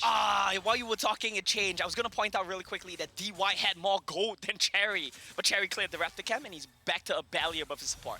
Dread the Crystal that's Arrow in the bot amazing. side. That makes it 3 out of 4, 75% Wow. for Coyote. No, but how good is Coyote? Every single arrow he shoots is cross-map. He doesn't even bother moving. He doesn't even bother going closer. He knows he's going to land it. Zissou pulls that's Cherry big. back, but Zissou might get taken down. Shield coming across, does not manage to get it from Ellie, but is still fighting on the turret. Zissou does not die here. J-Team gain nothing off this exchange. The lane assignments are so good for Team Flash, but they want more. Shuriken flip, and on the pond they go. They get the Shroud. Shy still ill. Gets the perfect execution. The kill down on the pond. Cherry falls in the back line. Shy comes down. DY flies across the map. Comes in with the Ignite. Finally takes down the Akali. He's moving on to Empty as well. Dawn joining into the fight. Ellie and Empty in a 2 versus 2, but it's not a good one for them. J-Team trade back for one. J-Team trade back, but look at the map. Look at how Team Flash trade and how they put pressure on the map. Coyote has been in the barrel lane this whole time. Call back to what I talked about, Brandon. Lane assignments on Team Flash are so good. They know Coyote doesn't need to be there. Oh, what's this? Kickback, damage, arrow again. 4 for 5. Coyote picks up yet another kill. I think that's 80% now. This is like one of those games, if you're on J-Team, it's like one of those games where you queue up solo queue and you play against the smurfing mid-jungle duo and you kind of just want to go next. Infinitely more tempo here for Team Flash with every instance of the ultimates back up. Almost seems like a confirmed kill here for Flash. It really is. Every single out that Coyote has used so far, bar one, has resulted in a kill for Team Flash, has resulted in a kill participation stat for Shy or for Zissou, some extra gold in their pockets. Call back to how that chain of events started off. Dragon was taken, Herald was taken, whatever, right? But then you talk about the lane assignments after that. Coyote was in mid lane, clearing out the waves. Empty's fine here. They know that Coyote doesn't need to be with the team because half of his spells are cross-map. Hawkshot is cross-map, Enchanted Crystal Arrow is cross-map. The rest of Team Flash, they stick together, group in the bot lane, pressure you down. So effectively, it's a 4.5 against a 4 from J-Team. And Team Flash just executes so cleanly on the mechanics. Coyote catches the waves, gets the kills. Zissou does the cross-country from bot to top, and now they're going for another fight. J-Team start off with 5 members collapsing in. Cherry looking for the engage, gets the Cyclone down first, but Zissou very quickly responds, gets the kickback bites onto the clone. They want to take down the Wukong. Shy over to the back line. Finally taking down the Rift Tower and goes over to the J-Team, but is stuck in the pit. DY flashes away. J-Team have lost one, and Team Flash one more. Unfortunately, does not look like they can find it. That's a small win here for J-Team. Finally, a trade goes their way. It seemed like a big teamfight win from J-Team. I don't know how no one on the side of Team Flash dropped there. They landed all their spells. Cyclone onto 2, knock up onto 3. Barry, I think, hit 2 or 3 with his ultimate as well. Yeah, but they're big just a little hits. bit too far behind in gold. Not enough damage. Look at Lucian's items. 1 Howlbreaker, 1 Phage. What damage are you going to be doing right now? J-Team have none. And that's why even though everything lands, you can't kill. If you guys recall earlier on, we showed the top 5 KDAs, Yes. and Who on was that it? screen, we had DY coming in, I believe, second. Look at his Was score right Barry now. in there as well? I think Barry was. Goodbye, Barry. Enjoy it while it lasted. A good amount of kills going over to DY. He's 3-2 right now, but that's a lot of gold on your account and not on a carry, which is why J-Team lacking some damage. Oh man, here we go. Once again, in the bad spot, the quickness and the grand entrance gets a knock-up on the Team Flash. Perhaps here with the Transcendent in place, Coyote's dead. J-Team might finally get a fight that looks good for them. Coyote goes down 1 for 1 so far. They managed to take down a second in the form of Shine. Zissou held in place here by J-Team, and J-Team bite back with Cherry. Not going down. Looking for the ultimate from Ellie. It does not land. And that's a win here for J-Team. They caught Team Flash unaware. Team Flash thought they were catching DY, but J-Team, they had their entire team there. They funneled Team Flash into the choke. The culling from Pan did so much. They weren't able to turn in time. They weren't able to get away from chokehold. Bye-bye, Dragon. Bye-bye, Dragon. That's the first big win here for J-Team. Look at this series of events. They do catch Pan, but what do they spend for it? The kick from Zissou is the big one to keep in mind. And now look at the angle that Pan comes in from. Fantastic follow-up to Barry's ultimate. Cherry comes in, chains the crowd control. Shy tries his best, but that's exactly what we said, wasn't it, Grandin? It's so hard for Akali to play against these champions. You go into Shroud, they still see you, you're tethered. Wukong's got a spin on you, there's nothing you can do. Very good awareness, presence of mind for Cherry to dodge there. Well, I mean, it's an easy mechanical move from him. But of course, we don't want to let anything happen there. Well, that's kind of an issue, though, isn't it? If Zissou was doing the most damage on Lee Sin in your team. Sure, but Coyote was getting knocked away so quickly. Shy couldn't get into the fight by then. Yeah, but Ash is never going to be a big DPS dealer, especially with the build that he's gone for. High amounts of CDR. He wants to be firing the arrows off cooldown. He's going to be able to, but when you get to the mid-game, when you get to the late-game, damage responsibility really needs to come from Shy, and it needs to come from Ellie as well. Good news, though, is Ellie is kind of scaling up. He's got 2 items already. It's not too bad. All right, JT managed to pluck the hole a little bit. They look for a catch onto DY, a little bit of damage on the Rakana. Quick kick away and a kill going across the Team Flash. Looking for a second on the Cherry with the Transcendent Embrace coming in once again. But J-Team already losing 2 members. It's time to back away. They're going to leave Dawn to play to his own devices. He gets the Flash on the wall, and a hunt begins for Team Flash. I think this is where you see the key differences start to show here from both team compositions. When Team Flash are fighting front to back, when Team Flash are not stuck in a choke, it's so difficult to kill them with the Senna Nasus. And I feel like this is something J-Team should know. This is something J-Team should understand, because Senna Nasus is one of the most picked duos in the WRL. You give it over to Team Flash, they know how to execute it. They love this combo themselves. And this combo is paying off big time for Team Flash because they are not dying in any of these team fights. And for a second, it looked like J-Team had finally managed to plug the hole in the ship. But just as I think that, very quickly, Team Flash come in with another wave, surges in. And again, the ship's capsizing. Yeah, you know, honestly, if J-Team had a little bit more scaling, I would have some faith in their team composition. I would have some faith in the game state. But if you talk about scaling, it's truly only Dawn on this Riven who can pop off in the later stages of the game. He's got 3 items. That's good news for J-Team. But the rest of the champions here, Black Cleaver, Howlbreaker, Lucian, Karma, Dragon Lane, Wukong, Jungle, you just lack the damage, I feel. We've got Baron up now, and the Dragon coming up in a matter of minutes. J-Team used to Reptile on the bot side, so at least distract Zissou for a few moments. Question is, do they get anything out of this exchange? Well, you look at how the lane assignments are being played out yet again now by Team Flash. You have Zissou shoving in the Dragon Lane, getting some farm for himself, but also because he's one of the more mobile characters here. He's able to just traverse the map very easily. I want to point out a buy here from Coyote as well, onto the Twin Shadows, onto the Spooky Ghost. That's great, because your team comp doesn't want to face check. Your team comp wants info like this. Playing on top of the vision, on top of the wall, J-Team very quickly getting caught with Enchanted Crystal Arrow. Zissou looking for the flank angle, but Coyote goes down. Zissou gets the kick by dives into the 5-man strong J-Team, and they still have everyone up and fighting quickly, taking down Team Flash. 4 going over to J-Team. Sorry, I misspoke. That's big for J-Team. Now they're going for the Baron here as well. Of course. Team Flash thought that they caught J-Team, but they weren't aware that J-Team had 2 members over the wall, camping, waiting for them to go in. And a mistake here from Team Flash means Baron quickly going down. J-Team close the distance once again, only 2,000 gold behind. Look at where Cherry and Dawn are perfect from the 2 of them, and exactly the 2 characters that you want in the flanking position as well. This is a perfect setup from Team Flash. Well, it was a great setup from Team Flash to try to get the pick, but they just weren't aware that J-Team were even more well prepared for this. It's quite baffling because J-Team, they're sacrificing tempo, they're losing waves in bot lane, but they spotted the opportunity to play and they went for it. It's almost as you said, Omo. If you fight in a choke point, J-Team win.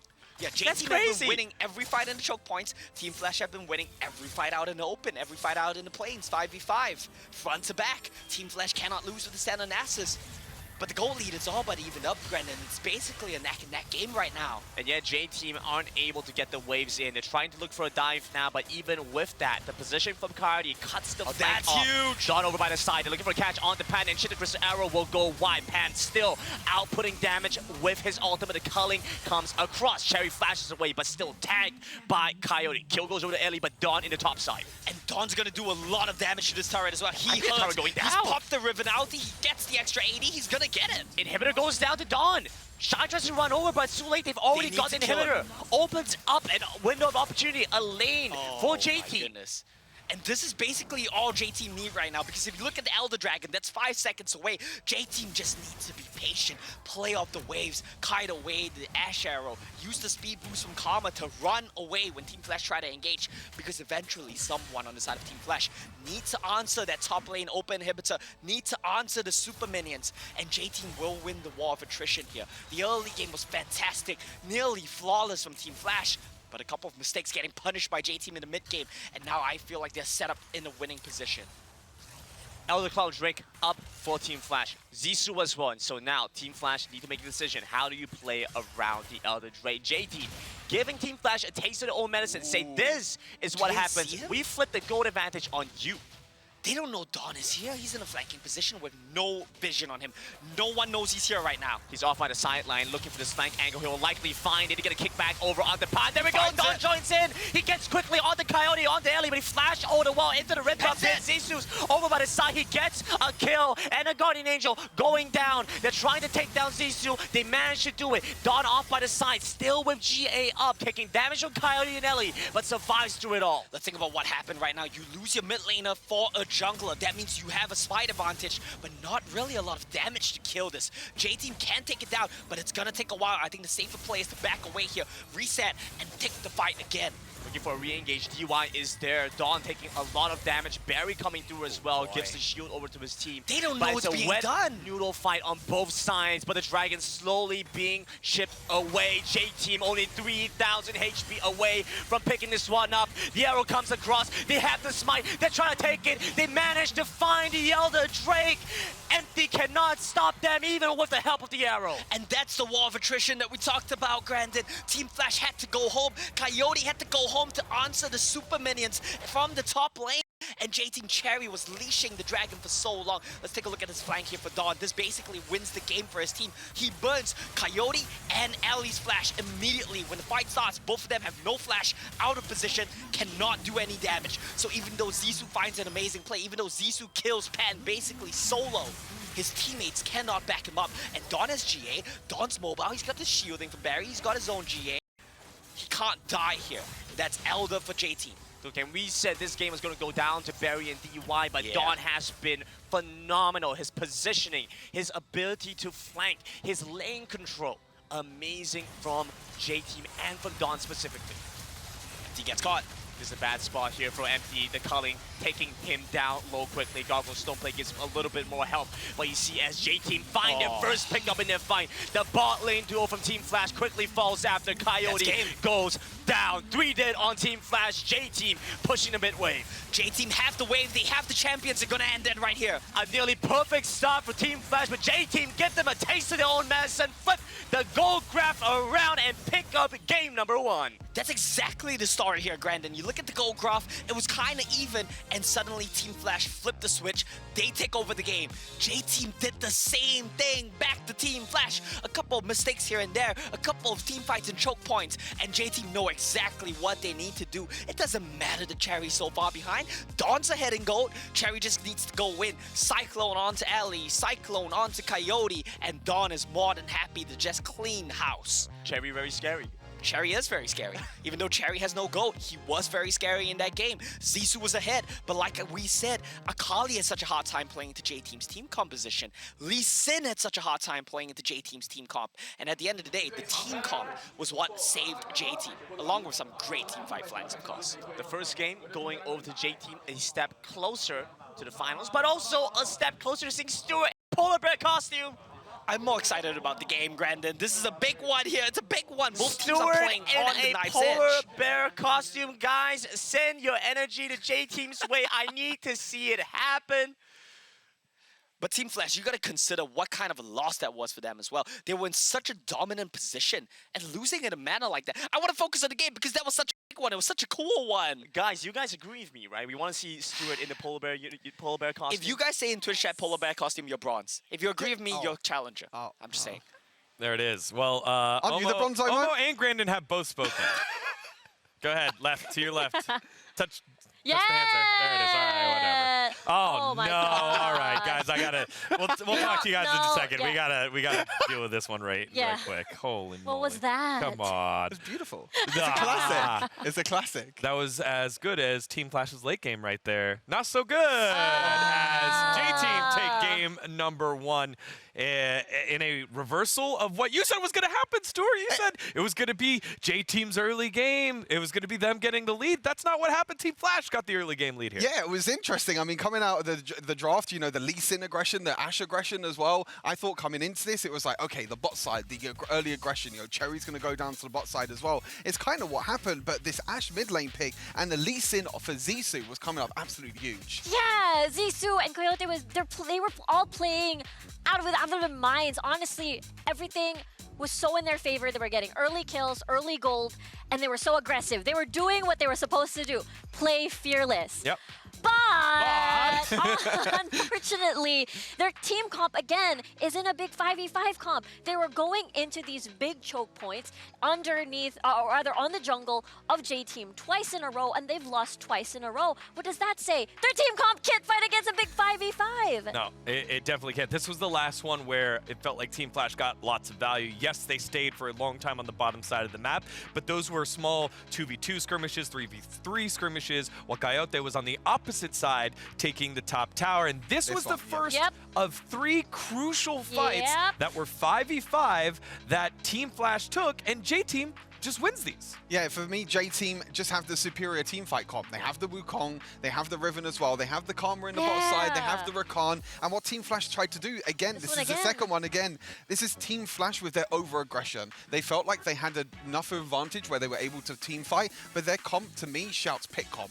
You know, Ash ulti, Lee Sin jumping in as well. You can't team fight with the Team Flash comp. That's the problem. You know, you come up against Cherry's most played champion, Wukong, you come up against a Karma, Dawn's Riven as well came up absolutely huge in these team fights. These AoE, you know, champions, it's just a big thing. It's just so crazy, right? A lot of these big AoEs, just as you said, just cover a lot of ground. All of the Rakan, all of the knockups rather on the side of J-Team, Cyclone, Grand Entrance, and the stuns coming from Dawn. By the way, Dawn has been like a secret agent in this entire game. He's been finding these flanks, and he's been sneaking around for just catching the backline of Team Flash off guard. And I feel like that's something that they have to prevent in the next game. Vision is going to be incredibly important once more against Dawn. Yeah, again, going back to the beginning of that draft, swapping out compared to what JDG did, they swapped out the Ash ban for Shen, right? I asked for a while, what's the answer for Shy on the top side of the map? This game it was Akali, but that felt very answered by the picks. The knockups by Wukong, the knockup by Rakan, the charm by Rakan. It felt like there was a lot of different ways that you could neutralize the impact that Shy was having. Yeah, I want to talk about, remember, in the pre-show, we said, ban Singe. If Team Flash wants to win, ban Singe. Yes, they did. Ban Wukong. That's Cherry's most picked champion, by the way, and has been winning a lot of J-Team's games. And the reason why Wukong has been very pivotal for J-Team against Team Flash was relying on a lot of mechanics. Look at what they picked. Lee Sin and Akali. If they go in, if they dash in, you've got Cherry just activating Cyclone, and you disrupt the entire combo of what those two champions does. There was even one team fight as well that Wukong was able to, you know, knock up and actually cancel the Akali ulti as well at the same time. Like, these champions just that want to dive in, Wukong's a perfect disengaged champion for that. And like you said, Cherry's most played champion as well, you have to ban that away. Well, for more of an insight on J-Team, let's send it on over to the 4th member of our broadcast team, Mika Fabs. Hey, thanks, Digon. It's interesting, by the way, to be on this side of the venue for a change. But yes, we caught up with J-Team earlier before this series, and we got some interesting stuff for the team. We got some interesting stuff, actually, from Don, who, forgive me for being a little clickbaity, but his answer will kind of shock you. So first, we asked about how they felt about the previous Nova versus FPX matchup, and he was actually happy about it because he expected FPX to lose yesterday. He always believed that Nova was a stronger team, especially if Fado on the side of FPX was unable to get the lead that he was meant to. However, when we asked about today's match, and here's where it gets really juicy, he said that he feels confident, he's not nervous at all, but he thinks, and I quote, J-Team may go through the path that JDG has gone through. That means he thinks that J-Team may be eliminated by Team Flash. And when we asked him to elaborate on this, he just ended with a mysterious smiley face emoji with a tongue sticking out. I'm not sure what to make of that, but maybe you guys over on the AD have some ideas because I really don't know what that means. Wow. We've seen it before when teams here on the analyst desk want a certain team to win. You pick the other team. Yeah. And it just seems like Don is just subscribing to that method there. Basically like uncursing themselves, most likely, or something. Yeah. All right. Thank you very much, Mika, for that report on J-Team's Don, who, again, on the Riven, found great flanks. And again, there needs to be an answer for this on the top side of the map by Shy. And also, even if we take a step back, I think a little bit more restraint here by Team Flash, who, again, we're fearless, but then they're like, ooh, a Rakan. I never saw a Rakan that I didn't like ulting and going Let's all go. out. Let's blow all of our cooldowns. It'll be great. Exactly, yeah. Surprise, we're dead. Kind of not the game plan here that Team Flash wanted, but you do need them to be aggressive. You do need them to be proactive. They were doing it. Honestly, they were doing it. The early game was just so perfect for Team Flash. It's just that the mid game on how they want to close the game and how they want to further their lead, it was a little bit questionable because, again, they aren't a 5v5 composition. And the fact that they took fights in a very closed space, that's where the composition of J-Team will shine. Stuart, so my question to you then is, if you're a coach of Team Flash here, are you more worried about the execution of the game plan that you had, or is it a strategic change that you were going to make in terms of the draft? I feel like the draft is still fine. I feel like it's just in-game execution for sure. I feel like, the early game, they got first Rift Herald, first Dragon, they got the first Tower as well. They had the early game, I think it was like a 4,000 goal lead they had in the early game. Yeah. I think it's that mid to late game execution, which is kind of what I was saying go into it, kind of what JT struggled with. Team Flash, they were a team that were behind in the early game, but then they found the team fights in the mid and late game to come out on top. But now, it's a complete opposite. It's actually Team Flash now that are coming up with the early game advantages in the first game, and now they need to find a way to try and close it out. But to be honest, because it is a best of 5, sometimes in game number 1, you feel like, okay, let's try a few things. Let's try a few picks to see if it works. If the Ashe works, that means it has to get banned away. Now that it didn't work out, wouldn't be surprised if we don't see Cote play Ashe at all for the rest of the series. And that's what's interesting, right? Coyote has yet to fully show us all of his champion pool in icons. When we look back at the WCS Vietnam, WCS finals, he was playing Camille mid. He was playing a lot of the usual picks, traditional picks found in the jungle and top lane, and taking it into the mid lane to confuse the draft, to throw you off. He's played Darius mid as well, Riven mid. So it's going to be an incredibly exciting draft for sure here. We've seen many drafts in game number 2 by the losing team decide to run it back. We'll see if Team Flash follow suit or if they will pull out a different strategy here, as it's J-Team on the blue side, Team Flash on the red side. So, Team Flash decided to go red side, which is quite interesting because we thought that blue side actually had a bit of an advantage and blue side's been winning quite a lot, but J-Team won on red side, now Team Flash are going to go over to red side. Now, the thing is that you pretty much have to ban out, the Senna, the Karma, and the Yuumi every single time, so you don't have these target bans. But I think J-Team are actually the ones banning Yuumi on blue sides. This is interesting. Maybe not DY's cup of tea. Yeah, because it makes more sense DY to play Rakan, Galio, Set. Those are his best 2v2 picks. Yuumi isn't a 2v2 champion. Especially when you're going against something that is as mobile and as aggressive as Zissou and Coyote have been playing recently.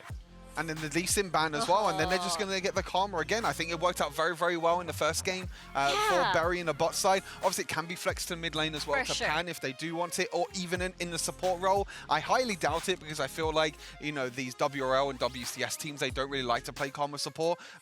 Even though sometimes I prefer it, it allows you to play the hyper carries if you want to. You can even go Draven if you want to. Draven, Karma bot side, that's another play that they can go for. But they do get the Jace, which was banned in the first game. Okay, Coyote definitely. Unless Team Flash pivots a little bit, they do have red side, they do have that counter pick. They just want to make sure that the strongest... Okay, I'm not a Jace believer, but when Coyote uses it, his 1-3-1 is able to split push his 4-1, actually melts down towers, actually does a lot of work. And if we go back to the first series, you think about how many times Coyote in all 3 games got away on 2-1 HP, and specifically his Jace. Very, very tanky with the hole breaker. He knew how to push the limits, switching between range Jace and melee Jace. Yeah, for sure. And then you're going to be having the backline damage now. We're setting up a bit of a poke comp here, with the Ziggs, with the Jace, a lot of range, a lot of poke, a lot of damage. But again, this is the same sort of thing. If they have the early game advantage again, when you go in and when you try to engage with this sort of comp, it might not really work out because you want to stay back, you want to stay poking. But look at this. Yeah. J-Team are just like, okay, Again, we'll just run it back. remember what we talked about at the top of the show. It is the big 5v5s at the Elder Drake is where the game deciding factor will happen. So if J-Team drafts a very strong 5v5 again, which is slowly for Team Flash not looking like it, it's a triple poke comp with the Kazakhs now, right? You've got poke from the Jace, poke from Void Spikes, and poke from the Ziggs. Right now, Team Flash badly needs disengage because J-Team is forming a very aggressive competition right now. I say, you need the Gragas here for Team Flash. Well, Rakan banned away here by Team Flash, obviously feeling the engage power by J-Team and saw what DY could do with it in the last game. And remember, no Lee Sin to facilitate as Zissou did in this last one.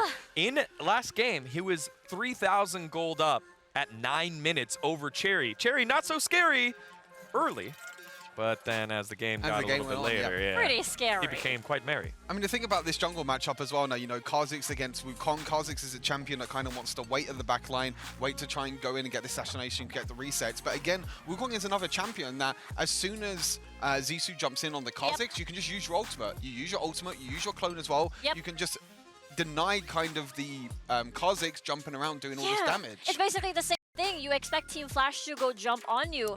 And meanwhile, okay, I like this, a Zed ban. There's one pick that's still left open, which is the Riven. There you go. As soon as I say it, this is interesting. I actually thought the Team Flash were going to ban it out, but instead they're like, okay, we're not going to ban it out. We're just going to take away for ourselves, which looks like it's going to be a shy pick in the top side. My biggest gripe, though, is Team Flash doesn't have enough CC. Yes, they have a lot of raw damage output, but how can you hold targets down in the big 5v5s? Yes, I get it. You have a poke composition, you throw things, hopefully it hits. But at the same time, J-Team, if you have an all-engaged composition, you negate the poke, you just press the trigger and then go at them. I love this Renekton pick as well for Dawn. You know, the aggression, the topside aggression as well for Dawn. You know, they played decent in the first time with the Riven versus Akali matchup, but this is Dawn saying, okay, you know, you're playing Riven, you're going to be scaling. I'm playing Renekton. I'm going to go in. I'm going to play aggressive, and I'm going to get this advantage. Whoa! I like this so much. Wait a second. Okay. I actually think this is Barry bot lane Lucian now. There's no way you play Karma Nami bot lane. Unless double support bot lane. They picked Rakan Karma earlier, so it is a possibility they give still this Lucian to to reign free, get more experience. That kind of makes sense. I mean, I think Rakan Karma is fine because you have like the double CC combo, but Karma Nami just says to me, just like, no, it doesn't really work. And Karma Lucian is one of the strongest bot lanes, I think, in the entire game right now. And it just shows, and it kind of tells you kind of what I was saying at the start with J-Team, you know, with Lucian Nami, aggression, go in. And that's the reason why they instead draft something like a Braum. We talked about Gragas being the big disengage, but then Braum works as fine as a big pool of disengage, basically, because you have a lot of CC. All right, a lot to be asked for here by Team Flash. They're down 1-0. Let's send it back on over to Grandin and Nomo for game number 2.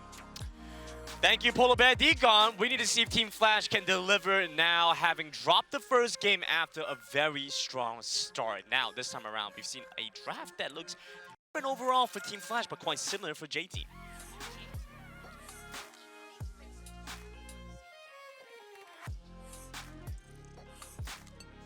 This composition. If you think about the first 4 picks that Team Flash showed, Nami's great against all of them. One tidal wave, how's Kha'Zix gonna engage? How's Riven gonna find a flank? You reset the whole team fight, but the Braum pickup, now that's sneaky, that's clever from Team Flash. He tidal waves you, your shield absorbs it. Where's the tidal wave gone? It's no more. But what happens here for those dives that J-Team really wanted to get in the early game? They tried to set up a couple to start this one off, didn't quite manage to make that happen. It's gonna be the Renekton lane. Oh. Renekton needs to make that one work, especially with the Wukong coming in. This time, there is no Ashe to hunt you down with the arrows. Yeah, but the start from Team Flash still going to be very much the same. You want to get priority coming in from Coyote here. You have the Braum, who's such a strong level 1 champion as well. So instead of using Shy's tempo this time around, you use Ellie and Empties. And I like this because Team Flash, every time they have a lane that they know cannot contest, Akali level 1 cannot contest lane. You cannot contest lane into Lucian Nami, especially as a Ziggs Braum. You sacrifice that lane's tempo to get Coyote's lane pushing. And immediately we get to see what happens here as they get back into lane. We'll see the wave crashing in towards the turret on the bottom side. Yeah. And what we also see here happen, J-Team, they get this early game going by having some strong lanes. Stuart called it out, Pond will be in the mid lane with the Karma, and it's Barry instead with the Lucian. Barry is very capable of playing this Lucian as well, and that's exactly why our analyst Des was saying we don't know who's going to be the carry on the side of J-Team. You have the flex potential between Pond, between Barry, sometimes even with Dawn, and I think this draft is so fitting for J-Team, so good for J-Team. Whereas on the side of Team Flash, honestly, it's a very Team Flash draft as well, isn't it, Grandin? A lot of mechanics max, a lot of split pushing power. It looks good too. I think we're going to see a slightly slower start to the game this time around. Neither side really has that overwhelming advantage. There are going to be some opportunities with Renekton towards the top end, but beyond that, don't quite see much more happening. So I suppose we get a little bit of time to talk about what happens with these two compositions here, Ovo. Well, J-Team, it's very simple what they want to do. It's a team fighting comp. They want to go in, Wukong Cyclone, a bunch of Enchanter supports to keep you buffed up as well. They might get his flashing. More than a flash! First blood once again to Team Flash.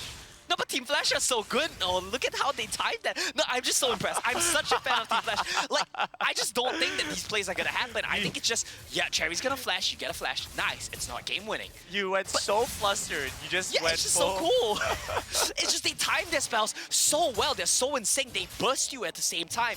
Call back to the video that we had Team Flash talking about earlier today, and they were saying, you know, we have good teamwork, we have good team trust, good communication. We are on the same page, and it shows. Flashing forward, Dawn picks up damage onto Shy. The trade kill, committing both summoners on both sides for the kill.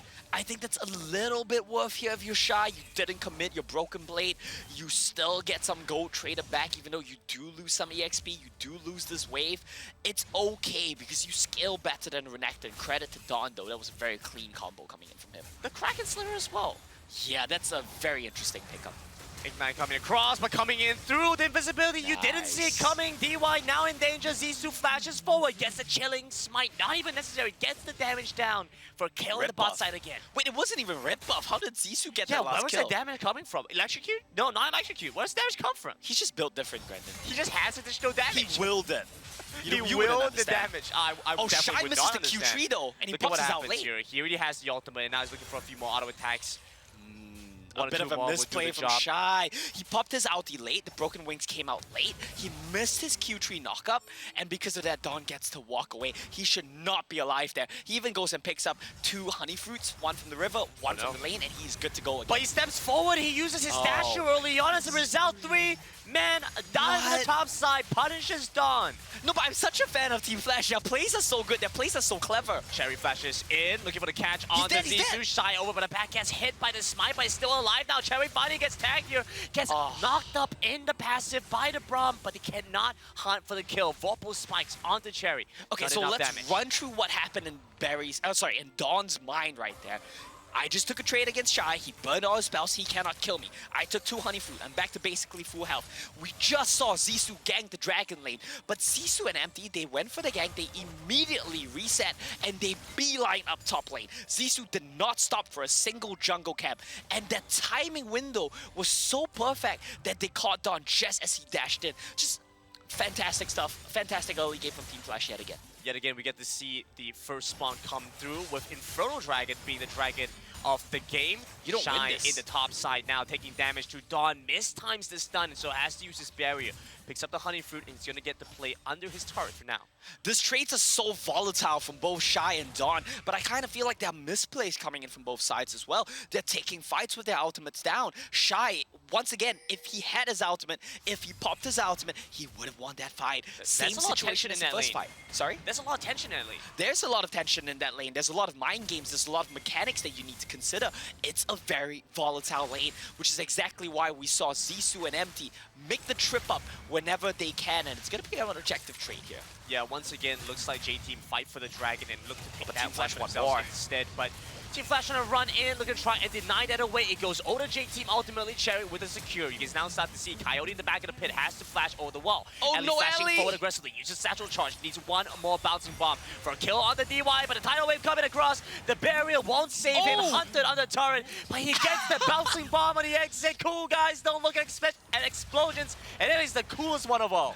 And it's the Avery as well to go for the fade away there. Zissou and Coyote, they even want more. They want one more charge from the turret here. I think we see some action between Shy and Dawn as well. Just fights everywhere. A knock up onto the Rift Tower, but it does get that second charge. Coyote needs to start walking away, but a trade in the bot side here for JT. They managed to push this bot wave and bot turret down. Yeah, that's a bit of gold going over to Barry. That's going to be good for him. He has the Storm Razor already, and he's going to be a key part of the damage profile here in J-Team's team composition. We talked about last game, Pawn playing mid lane Lucian, had Black Cleaver, had Howlbreaker, was not able to do a lot of damage in team fights. That's not going to be the case this time. You have Barry here, who has basically two supports, Karma and Nami buffing him up as he goes for a full crit build. This Lucian's going to be doing a lot of damage, and Team Flash need to keep that in mind. The ebb and flow of this game has been so even. I like both that sides ebb and flow. trading evenly. Yeah, I've got a Nami in here and everything. Both sides trading so well across the board, and as a result, Team Flash with a slight gold lead, but J-Team with the Infernal Drake. Yeah, I'm a little bit surprised, honestly, that Very J-Team has close. kept the gold this even. But if you look at the EXP, yeah, that's where it starts to differ, doesn't it? It's always Zissou finding farm, finding gold, finding some sort of lead over Cherry. Yet again, he's found himself close to a 2,000 gold lead already over the Monkey King here. This Kha'Zix is going to be a very big threat, but he needs to be careful because if he's careless in these team fights, the double enchanters, the Wukong, the point and click stun from the Kha'Zix can truly, from the Renekton can really punish him. We saw what happened with the large AoE ultimates from the combo Dawn. last game. Now we're looking for a catch onto Dawn. Dawn gets to start dashing away. Scuttle Crab going over to Team Flash and trading for pressure here. Both sides. You miss position, you get caught out, you take damage. The Unbreakable, the shield takes up the tidal wave, and so J-Team lose a massive ultimate. Response here from Shy now. Needs to execute, and auto attack gets the job done. Assist coming through from Ellie, and Zissou runs down the support as well. No, seriously, how good is Team Flash? Didn't I just see Zissou at the bot side Scuttle Crab? How is he here? They're fighting the top side again, Omo. Pan has to use his ultimate, has to burn the barrier. But it's a close fight on both sides. Whereas Team Flash, they pick up a bit lane tier 2. Big dub from Team Flash, mid lane tier 2 at 8 minutes in game. Coyote in a bit of trouble here though. He has to start running away. Burns the flash here. Dawn flashes forward, looking for the kill on the Coyote. Will be able to pick that one up. Ellie flashes back towards the turret, but the Nimbus strike follows after the Ziggs. Takes him down. Yeah, Team Flash had to just back away. They knew the Cyclone was already committed from Cherry. The chase from Dawn, the Monkey King, and the Renekton just chasing down Coyote and Ellie. It's basically a repeat of last game, isn't it, Grandin? A bit of deja vu. Dawn and Cherry hunting Coyote and Ellie, who are playing these immobile champions. They really got to be a lot more careful. They're great at making the proactive plays, but they're starting to be callous on the defense. Go back to even here for J-Team with that top side turret. Over to them. Cherry is going to get caught out. Zissou trying to use his combo, but we have the Warrior coming across. A little bit more damage, and especially with the Isolate, won't mean a kill to Zissou. Revenge for his teammates. Unstoppable as well on this Kha'Zix right now. Not only finding the gold leads, not only finding the gangs, finding the solo kill. And this play was nice. It was good stuff coming in from Ellie and from Coyote. But at this point, just back away. What was that? It was so greedy from Coyote. And not only did it cost him his life, it cost him his flash, Ellie's flash. And those are very valuable spells because we're rapidly approaching the Mountain Dragon fight. Not having those flashes means if Cherry gets on top of you, if Dawn gets on top of you, you are going to die. I believe that was barrier as well, and so actually quite an expensive exchange there for Team Flash. We'll have to see if that does hurt them in this coming Rift Tower exchange. He gets Coyote picks up the Rift Tower, but over by the side, Dawn once again finds a beautiful flank, taking down Zissou before he can escape. A double kill for Cherry. The good news from Team Flash there is they secure the dragon and they set up the waves beforehand. Well, they didn't get the dragon's coming up. They get the Herald. Yeah, they set get up the the Rift waves. Yeah, and because of the wave setups, they don't lose mid lane tier 1. But J-Team's team fighting have started to look really, really good. This is a bit scary for Team Flash because that's exactly what happened in game 1 as well. Team Flash, great early game, couple of mistakes here and there, and J-Team's team fighting take over. This time around, I'm starting to see shades of that as well. J-Team's team fighting prowess is starting to be on display. Well, we might be able to see Team Flash prophecy fulfilled here. Almost you said they secured the dragon. Let's see if they actually get that done. Fingers crossed, right? I guess that was what I was hoping for here. But we do see a very big power spike come in from Dawn right now. If he gets on top of any of your squishies with Bark and Black Cleaver, he will one-shot them. Ellie does have his barrier, so hopefully that might make it a timing. little bit easier to play for. Cherry comes in, joins into the fight, into the pit here. Zizou over to the backline, but still goes to the Cherry. Zizou has to flash away, so you're fighting a man down over by the backline. Dawn spots out Zizou, know where he's hiding. They take down the jungler on the side of Team Flash, but the response comes through from J-Team as they quickly look for a fight. Aqua Prison lands on the Shine, lands on the Empty, prevents them from moving around. Dawn once again dives into the backline. Coyote cannot stop them. They barely managed to find some damage back on the J-Team, but Team Flash losing the fight to a decisive re-engage from J-Team. J-Team are taking over. J-Team's team fighting is coming online. And I gotta call out Barry, man. We look at Dawn have these fancy dives. We look at Barry dash into the back line. But DY has hit every Aqua Prison on at least one target. He's been landing consistent multi-man prisons. He's been hitting the right targets. He pressured Zizou off the dragon, forcing Zizou to go for the aggressive jump in.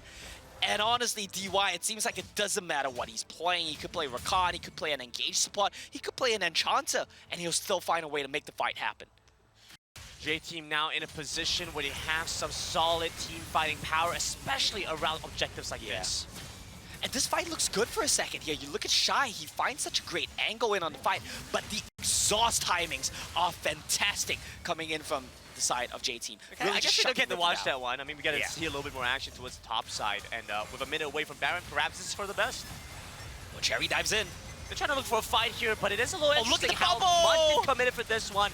Ellie over by the back. Zizou has to dash away with the lead. Now they're diving on the turret. Dawn hunting for a kill, but J-Team get it done before that is needed. And this has become domination coming in from J-Team. We talked about the stylistic matchup, how this differs from the JDG series. Team Flash have not played a team with such strong laners the entire tournament. J-Team might well be the team with the best laners in the entire tournament, and they are showing it. Barry and DY so aggressive. DY's Aqua Prisons. He's hitting multi-man bubbles every single time. Clean laners across the board. The strength of J-Team and Team Flash. They find a lead to start, but very quickly, scaling goes back over to J-Team. And the scaling is also part of the team composition. That's what we talked about, right? We said Team Flash had better scaling in Game 1, and they did. But J-Team has better team fighting, easier team fighting. Wukong stands there, he spins. And there's so little that your mechanically focused team comps, your mechanically focused champions can do. How can a Kha'Zix play against Wukong? How can a Akali play against a Karma? J-Team have drafted ease of execution in Game 1 and Game 2, and they're getting rewarded for it. Team Flash, they need to remove these picks in the next coming games. I love Dawn's positioning. The fact is J-Team don't have a massive front line. Despite that, Dawn is proactively looking for the side angle, looking for the flank, and that's paying off massively for Team Flash. J-Team don't have a true front not for line. Team Flash, for JT. Yeah, but J-Team have a pseudo front line. Look at the Karma, pop to you, run forward. That's your front line. You just out-kite your opponents. Zizou nearly goes down, but Pan nearly goes down as well, and so both sides losing HP on some of their main damage dealers. And honestly, the setup there from Team Flash was very nice. But granted, what is that we always say about poke comps? You can't afford to fall behind. And Team Flash, they've fallen behind. 5,000 gold, 2 dragons down. J-Team can muscle their way through the poke at this point. You would think with the wave clear that Team Flash have that they will be able to hold on, but the decisiveness from J-Team, the amount of engage they have to quickly punish the mistakes from Team Flash, make it so difficult to play for. And even now in this matchup against the Renekton, you said against the Squishy he would win, but even against the Riven, he does so well. Well, Riven is a squishy at this point in the game, and look at Coyote's flash disconnection coming in from Team Flash. Committed to the flash, chases into the kill, but it's Cherry lying away, and the kill lure has become the kill. No. Granted, bad puns aside, that was terrible for Team Flash. They're starting to look disconnected, and that's not what we were saying about them in Game 1. Bad pun for bad kill, man. I don't know what to tell you. I guess it works out that way. I'll save the good puns for the good kills. Okay, we'll see a couple of those as the series goes on. As J-Team gets a lead, we're gonna see Barry pop off very soon. The lower they get, there comes a point where Barry on this Lucian will just dash in. And at this point, J-Team just have phone control across the map. Yeah. Vision line set up and established around the Baron, around the Dragon as they clear out the camps from Zissou. Zissou had that strong lead to start, but now it's Cherry with the level and EXP advantage. And now the Dragon spawning in 10 seconds as well. Zissou still trying to find some farm desperately. Team Flash, I don't think they're able to contest this one. I think they have to trade, and that looks like exactly what they're going to do. Look at Zissou. He even skips a wave. He says, Coyote, you pick this one up.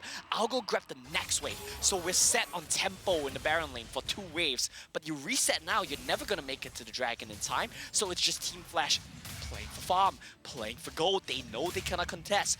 Good news for Team Flash. Mid-tier 1 still up. Ziggs is going to keep that alive for a while longer. Bad news to Team Flash. Elder Dragon timer is rapidly approaching.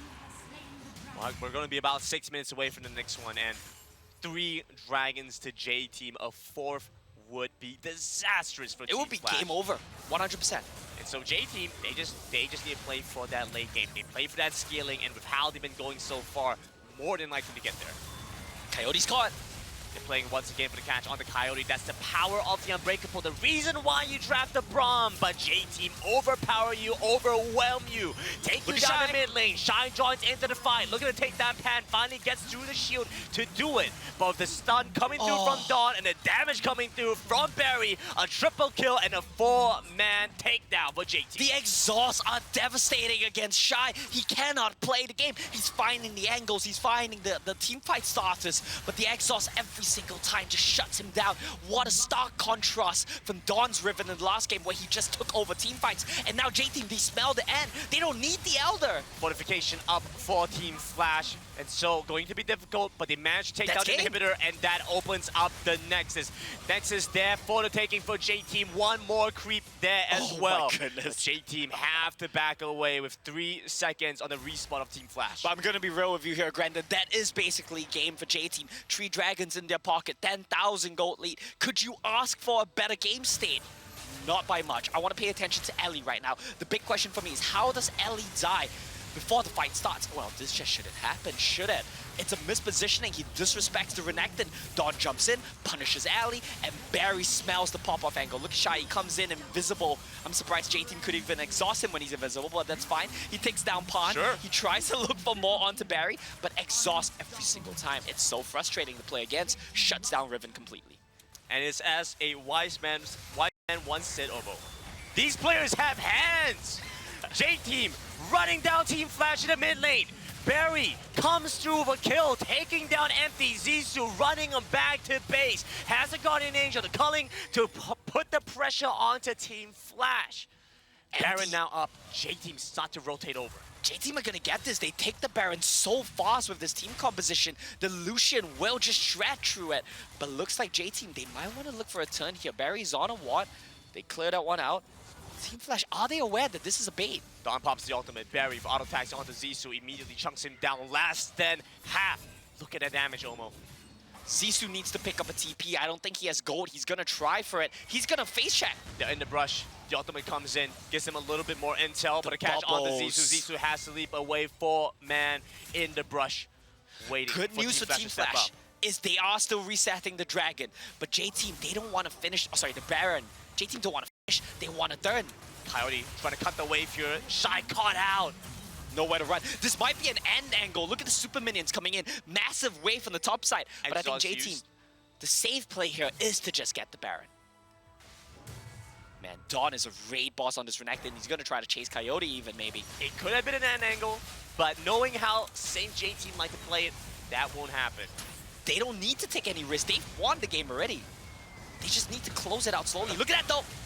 They don't need to take any risks, as they take a massive risk by chasing after the kill onto Empty. Just no damage coming in from Team Flash. It's a wallet gap at this point in the game. And I want to point out the Elder Dragon timer also. That's coming up in a couple of seconds right now for Team Flash. Oh, sorry, for J-Team to really easily just pick up. Man, you hate to see it. Wallet gap. Wallet gap, it is what it is. So unfortunate. But it's a well-deserved wallet gap. J-Team's team fighting around neutral objectives have been spectacular. Yeah, it's a meritocracy. They've been working for it. Well, it is in Wild Rift. 7-1 and 7 right now, Barry. He is full build on this Lucian. Well Doesn't get deserved. better than this. Switched over from the Hullbreaker Lucian in the mid lane. Now they're going to play to the bot side. You have the Nami and so much more additional damage. Team Flash, not prepared for that. Yeah, the Ardent Sensor coming in on top of that as well. Double shielding. 2 Lockets. Healing coming in from Nami. Shielding coming in from Karma. This team comp from J-Team has outscaled Team Flash. Maybe only saving grace here for Team Flash. They are almost hitting level 15, and so in terms of EXP, Yeah, well, catching up to J-Team at the very least. you also got to consider the fact that it's so difficult for champions like Kha'Zix, Jace, and Riven to play into J-Team's team comp at this point in the game. Now 20 seconds on the Elder Dragon. Baron minion wave is coming in the top side. Team Flash, it's closing in on you. The walls are closing in. What do you do here? Team Flash struggling for breath as they kick their feet in this pool. J-Team want to choke them out, want to close out the game, get damage down onto Empty again. Yako Prison comes my down, goodness. the bubble lands onto the Braum. Empty flashes away, uses the heal, the Dragon starts up. Barry's just so on point with his plays. Shy is not even in the same universe as this Dragon right now. Dawn with the ultimate over by the side, They got looking for Zissou. Zissou immediately hits the hourglass, but he's caught in between all the members of J-Team. They come in with the tidal wave. Cherry dives into the backline. Shy joins in, but Cherry flashes away, gets to reposition, joins back with his team. Zissou's still alive, but he's running away desperately as he gets taken down. It's Dawn with the kill pickup. Flash away as he's trying to get back over onto the Raptors side, stay alive, they're keep the completely- game going. They're looking to take down Dawn, but Dawn has the hourglass of his own as well. Shy's still there. Cherry runs Cherry into just the wants the Nexus, game. while the rest of J-Team closing out the game. J-Team deliver with the 2-0 over Team Flash. What a win coming in from J-Team yet again. The early game in full control from Team Flash, but J-Team know how to win these games. They know what their team comp does. We are better at 5v5ing. We will set you up. We will bait you in. We will flank you. Dawn has been doing amazingly. Cherry has been losing the early games to Zissou, but he says, you know what? No shame in that. I do my job in the team fights. I kill your backline together with Dawn every single time, and J-Team are coming up huge. The team with the best laners. Ignore the mess, ignore the chaos. There is team fights do not win you games. Sure. Taking on the Nexus wins you games. And that's what Cherry sees. He's like, yeah. Why would I go for a team fight when I could quite literally go and end the game? And he gets it done. That is another win for J-Team. They are one step away. Yeah. One step away. Coyote said a 3-0. He didn't say for which side. That's brutal, Grandin, but it is what it is. I think the thing now for Team Flash to consider is what's going wrong with our team compositions. You see the stress coming in on the players right now. They trio JDG, the number 2 seed. What's going on against the 5th seed from the WRL? Why can't we take them down when we have such great early games? Well, I think you need to stop having such great early games and consider how you beat JDG. You need more scaling. You need some sort of team fighting options here. What you're having right now, it's not going to work against one of the best team fighting teams. Well, I'll tell you what, Omo. Right now, Yeah. my hands are free. But I'm hoping after this next game, there'll be something on my hands.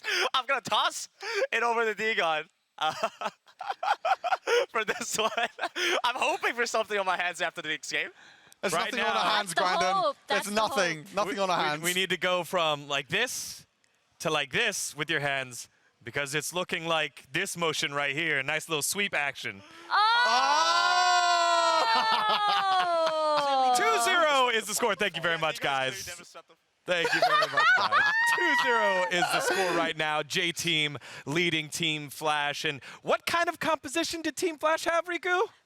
5v5. Oh, what kind of composition did they have? Yeah, exactly. 5v5. And how did they want to? How did Team Flash want to win with their composition? Through Barry, double utility, baby. No, Team Flash. Team Flash. Oh my god, I'm so fixated on J-Team. I apologize. That's okay. But it's what kind of composition? Pole composition. That's right. It's a pole composition. It's a poke composition. Yes, And what was yes. Team Flash not doing?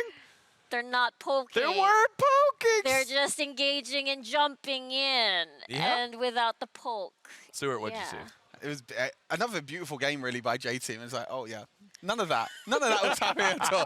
You just felt like you need to do that. Wait, poke Yeah. him back. I didn't poke you. Yeah, for me, J-Team, you know, they came into it. I love the flexibility in draft with Berry now going on the hands on the Lucian, yeah. then flexing it up, and then Carl mid lane for Pan as well. But again, it was kind of the early game aggression from Team Flash in this game. You know, Zissou, I think, was 4-0 in this game, but they just couldn't play around him. There was a situation where, you know, Team Flash, they could have played around the Kha'Zix. They could have said, okay, Kha'Zix is ahead, got 2 items already. Let's play around him. Let's get the let's poke them out, like you said. Let's get them low enough so Kha'Zix can get the resets. But the problem is they couldn't. They were fighting team fight after team fight, and J Team's composition again. You know, the Wukong, the Karma, the Lucian. Now So you have good. the Nami as well. It's all team fights, and it was just a beautifully executed combo. And I feel like it was a lot of this. It was a lot of Ellie and Coyote just getting too aggressive with their positioning and then getting caught out. You got that one down there on the bottom side of the map. Maybe we have the clip in the mid lane where both Coyote and Ellie are pushing past a tower, yep. and then they get caught out, and then Ellie dying at mid tower during one of the big team fights before even dishing out a rotation. This bait right here, which was perfect by Dawn, allowing the rest of, or allowing Cherry to come on in and clean it on up and say, hey, I know you had a 3,000 gold lead on me earlier, but we'll just erase that there. But that's the thing, 3,000 gold lead, Zissou versus Cherry. But when we zoom out of the gold score, it was basically even. J-Team is doing an amazing job evening out the map score and make sure that even though Zissou is getting a lot of these kills and picks, they're not getting a huge gold lead at all. No, and Stuart, one of the things that you love is the way that J-Team plays when they've got the lead. Oh, I love this team when they got a gold lead. I love it. You know, they control the map so well. They play around the objectives. They play around their vision so well. The great thing is they never start objectives. They never for that 50-50 smite fight, because at that point of the game you can think, okay, you know, Zissou can jump in on Kha'Zix, maybe they can steal a Baron, maybe they can get back in the game. What they do is they can play around their vision, they play around the enemy's side of the jungle, and they play around getting picks, which is what they did so well. Dawn again in that last team fight, where he was able to get the flank onto Zissou, jump on top of Zissou, and he's basically dead, was so perfect. I just love how this team they know their limits. They don't do anything, I would say, over-aggressive and anything really stupid in terms of, you know, 50-50 smite fights or anything. It's just all about them controlling the map. I think what I love about the composition that J-Team had this time around is that Lucian Berry with double utility, Nami, Karma backing him up. That's why you see him proto-belting forward, no fear, because he had shields, he had heals versus the poke composition. He's like, yeah, I can do this. I got supports. Yeah, he definitely did. Yeah. It was a very scary AD carry. Berry. All right, J-Team takes the lead 2-0. Let's hear how they ended Game 2 with our HyperX call of the game. Shy's still there. Cherry runs into the Nexus while the rest of J-Team closing out the game. J-Team deliver with the 2-0 over Team Flash. What a win coming in from J-Team. Yet again, the early game in full control from Team Flash. But J-Team know how to win these games. They know what their team comp does. We are better at 5v5ing. We will set you up. We will bait you in. We will flank you.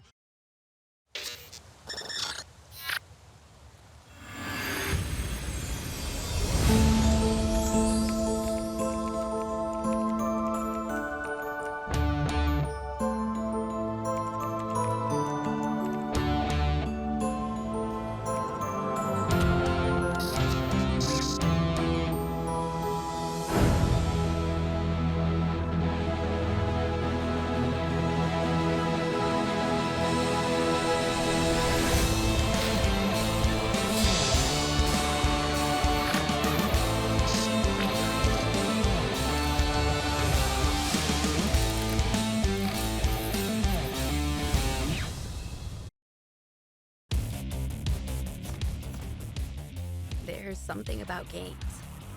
What you doing there gives you real chills. There is one thing that can't be stopped. Feelings. And if you can feel it, It must be real, right? and that's real magic. Can't hold us back. We can do what we want when the lights come up and the music plays. Can't hold us back.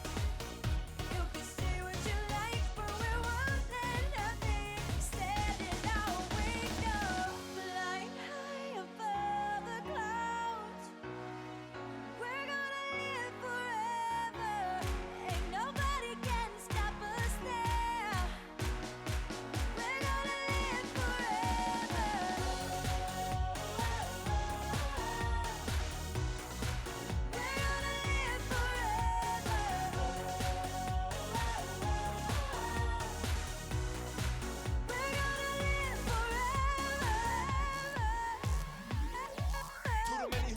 and try to top me. Be my guest, try to stop me. C-R-A-Z-Y, that's you, just the facts. I'll bust your rhyme dead in its tracks.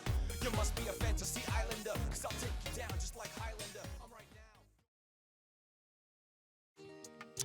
One game away from making it into the finals. J-Team just need to close this one out. And now Team Flash backs against the wall. What a reverse what they were used to against JDG, where they were in control, dominant. You control the early game, you win the late game. Well, this time around, J-Team says it's not going to be that easy. They're team fighting, they're drafting, has frankly outclassed Team Flash here today. Will we get an early day end today, Omo? Nah, well, we'll have to see, right? But you see, granted, on the side of J-Team, it's very simple. It starts with success. J-Team, their draft, their gameplay, you don't know what I'm trying to do. It's a curse, Grandin. I'm trying to curse them. And now you make me say it, the curse won't work anymore. You guys should see the way Grandin's looking at me. This man doesn't get references, man. It's terrible. I get the reference, but I feel like I've already told you what happens here, Omo. What happens here? You're supposed to go by gut feel and not by saying not by analysis. I don't understand. Exactly. That's I why only know that's analysis. why the curse doesn't work. There we no, go. I still don't understand. Yeah. To be perfectly honest with you. That's fine.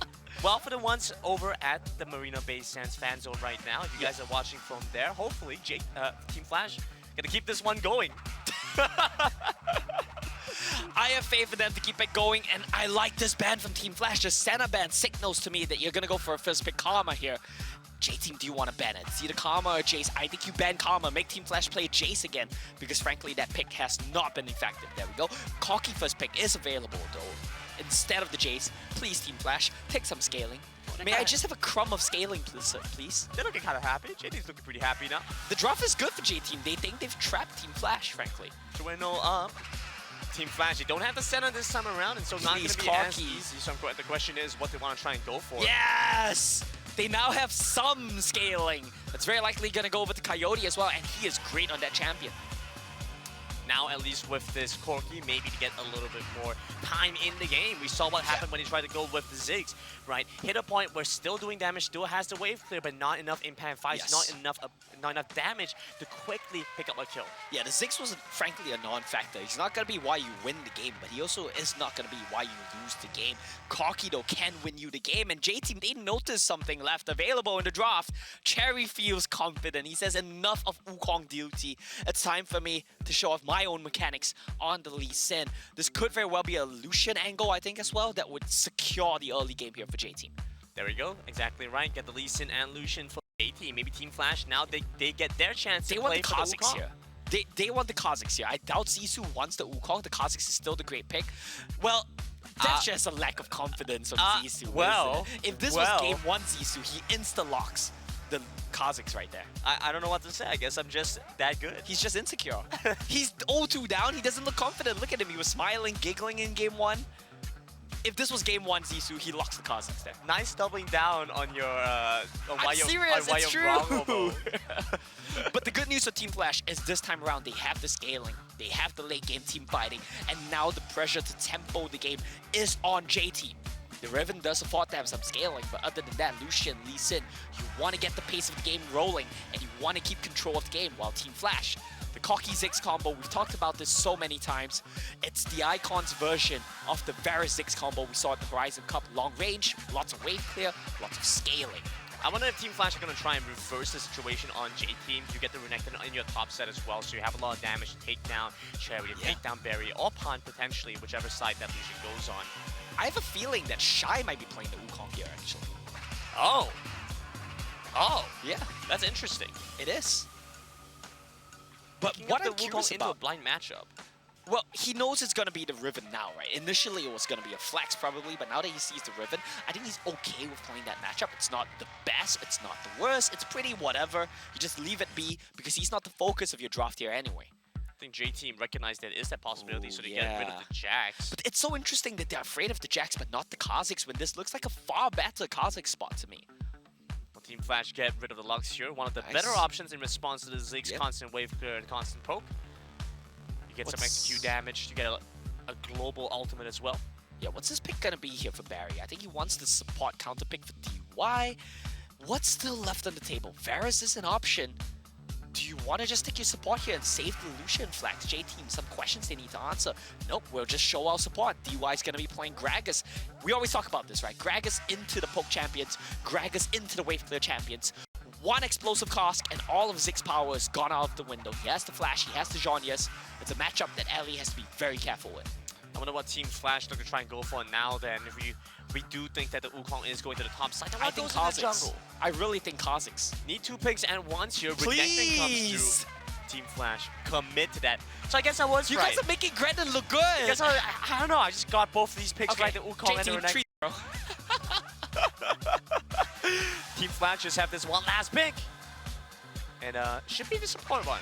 Yeah, what's the support pick here for Empty? What options do you have available here? Not many, if I'm being Rom honest didn't with you. really work. Alistair, Rakan are your main options, I would say. Galio. Galio will be difficult in this angle. Alistair, yeah, that's fine. All right, I'm you okay got with it Alistair. kind of, you got it right this one. Grendon, I got like 3 out of 5. Yeah, and so did I. Yeah, because why are you not picking Kha'Zix, man? You picked Kha'Zix into a 5v5 comp with 2 Enchanters and a Wukong, but you refuse to play Kha'Zix into Lee Sin and Lucian. I think it's just O2 nerves coming in from JT. We'll have to see if Team Flash are able to hold on to their nerves and really pull back in this game. Now they have the power to team fight. Looking at what they have now, the Alistar, the Wukong, Renekton, easy engage, easy dives. You have scaling with the Corki, scaling the Ziggs. And so against a composition with J-Team's now fast-paced tempo, Team Flash need to hold on. The burden now comes to M and Z, and whether they can stop the engages, whether they can stop the displacement coming in from the Dragon's Rage, coming in from the explosive cask. As long as you keep Ellie and Coyote safe, they should be able to wave clear for the whole game. Scale up. That's gonna be the name of the game here for Team Flash. They are into scaling. They are taking J-Team's team comp, and J-Team says, let us show you how it's done. Let us run the early game and show you how to close it out here. Moments away from match point here for J-Team against Team Flash. Team Flash came into the day confident with high expectations placed on them, and now they have to deliver. Game 1 was looking good for them. Game 2 started to go awry. Game 3, time will tell. Game 1 looked amazing for them, but frankly, that Game 2, the stomp that J-Team had, it does a number on your mental, and I feel like Team Flash is a team which relies on having good mental state. They have not lost that many games, Grendon, the entire year. They have not lost that many games, not even series. And losing 0-2 like this, it could really hurt Team Flash's mental state. Yeah, they're feeling the pressure. They're definitely feeling the pressure. If not, they would have picked Kha'Zix. I'm serious! J-Team on their end, we'll see them rotate around. Something we haven't got to talk about very much is the Orianna pickup in the bot side. We were thinking what they might want to try and go for. Decide for Control Mage in the end with the Orianna. Yeah, it's whatever. It's not a massive pick. It's not a game winner, but it's not a bad pick by any means. It's stable. It does its thing. I think what you want to be looking out for on the side of J-Team, gotta be this Riven pickup for Dawn. A lot of pressure on him to perform. He did a great job in Game 1. He needs to replicate that.